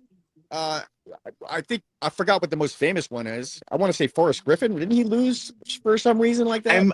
A fight would stick out in your head that he got poked in the eye, he was winning up to that point or losing to that point, but he only lost because he got poked in the eye. I can't think of one, and I watch a lot of fights. I can't think of one fight that comes to mind about that exact scenario. Not one. I've seen plenty of eye pokes, but I don't remember them like okay, that was the reason they lost the Michael Bisping. You cut out, Mike. In a fight, didn't he got poked by Vitor Belfort? Oh, Michael Bisping's been fighting with one eye for what, a decade? Yeah, but he got poked by Vitor. I don't remember who it was. It was Vitor. He was pissed. He was very upset because he said first Vitor on steroids, then because he poked me in the eye. I don't know. I know we got head kicked in that fight. I mean, he got spinning heel kick. He didn't head kick him. He spin and heel kicked him, and it had nothing to do with him being able to not see. I mean, what did he do? Poke him in his bad eye, the eye that he couldn't see out of anyway? Yeah, so then it didn't count. I mean, I don't remember that. I don't remember him poking him in the eye. And if he did, Bisping wasn't going out like that. Listen, the guy, it's obvious that he found a way out. Like he said, nobody acts like that at the end of a fight. Why are you guys booing? I can't see. Somebody who's serious doesn't sit there and try to plead his case to a crowd that's not going to stop booing for you just because you plead your case saying that I couldn't see. It just sounds like a cop-out. Sort of like you're in jail and somebody takes your food. You know, I wasn't going to eat that anyway. You know what I mean? It's silly. He definitely copped out on it. 100%. We will not know because none of us are in his head, but he 100% copped out. 100%. Yeah, I mean, all right. You know what I have a problem with? I have a problem with his father going on all of these shows. And now I can't hear anybody. All right, just show your feet. It's not happening. It was the Hobbit feet I showed, not my own. Let's get rid of Joe. All right, Randy, I'm losing internet right now. So, all right. I'll talk to you. All right, we took care of that. We got rid of everybody. Let's try him back. Are you back yet? Nope, Joe's not there. I don't know how. All right, so it's just you and me, Les. The heck with everybody else. Yeah, and for people who are here, we're trying to get back about Michael Bisping just because we've been talking about him. You know, that happened back in 2013, and he ended up having a detached retina from just the details of it, and it was from a head kick. Okay, you know, it wasn't from a poked eye. You know, somebody poking his eye out, which is a bit different, and so he's got these severe vision problems. But for a while, that guy kept his injury a secret, which I didn't realize. He passed pre-fight medical exams as fast. And how do you do that? How do you keep that a secret? How does nobody catch that? But then again, how many times have people gone down to the DMV and they close the one eye so that they can do the eye test? I'll tell you what, too. I had an Airbnb guest. Oh, I can't remember his name. He was a Buccaneer. Kaz was his name. He was a corner, a defensive cornerback. Okay. And he was legally blind in one eye, and he made the Bucs team, and he actually played in some games. He was right before Tom Brady. His name was Kaz. I can't remember his last name, but he stayed in my Airbnb for a month. Nicest guy. And he was legally blind in one of his eyes. And I'm like, he eventually got traded to a Canadian team, and then I think he went on to do some XFL stuff. But he played for a few seasons with the Bucs and was actually in some games, and then he got hurt. And it was the year Brady came in. So he practiced with Brady, but then he left after that. But he kept it a secret too. Because I was like, how did they do that? He goes, I didn't tell anybody. He goes, it was something that happened in my youth. And to be a corner, I mean, I look at corners as some of the most talented players in the NFL and football in general, because basically you're a wide receiver doing it backwards. And to not have, to me, that's one of the crucial positions where you would need vision more than anything. And he was blinded when I kept it a secret and made the NFL, dude. So do you know his last name? Oh, man, I could look it up. Was it Daniels? It's Kaz, man. He was yeah, Kahzin. Oh, that's I'd have to see his picture. I mean, I just called him Kaz. I'll look it up, my friend. But I don't know. I don't blame him. Do you? I mean, people are going to discriminate you again. This has to be him. Kaz, Kahzin would be close enough to Kaz. Yeah, show me his picture. Well, put it up on the thing. I got to find it, but he wasn't a defensive back. He was a defensive end, which means he was a pretty big dude. I thought he was a back. Was he a little guy or a big guy? No, they're all big. No, they're not. Corners and defensive backs aren't big. Well, you look at, typically your football player is pretty big, especially compared to a female. Rondé Barber was a very big exception, being 5'9" and a corner. I mean, they're usually decent compared to, I don't know. Dexter Jackson, Dwight Smith, all those guys, they're not big compared to D linemen. What I'm telling you is pretty much all football players are big compared to women. All right. If I'm going to sit here and put them on, the roster and look at everybody from Bucks Nation, maybe not so much, but he was tall. He did seem bigger. Okay. And I'm looking him up and. I don't know.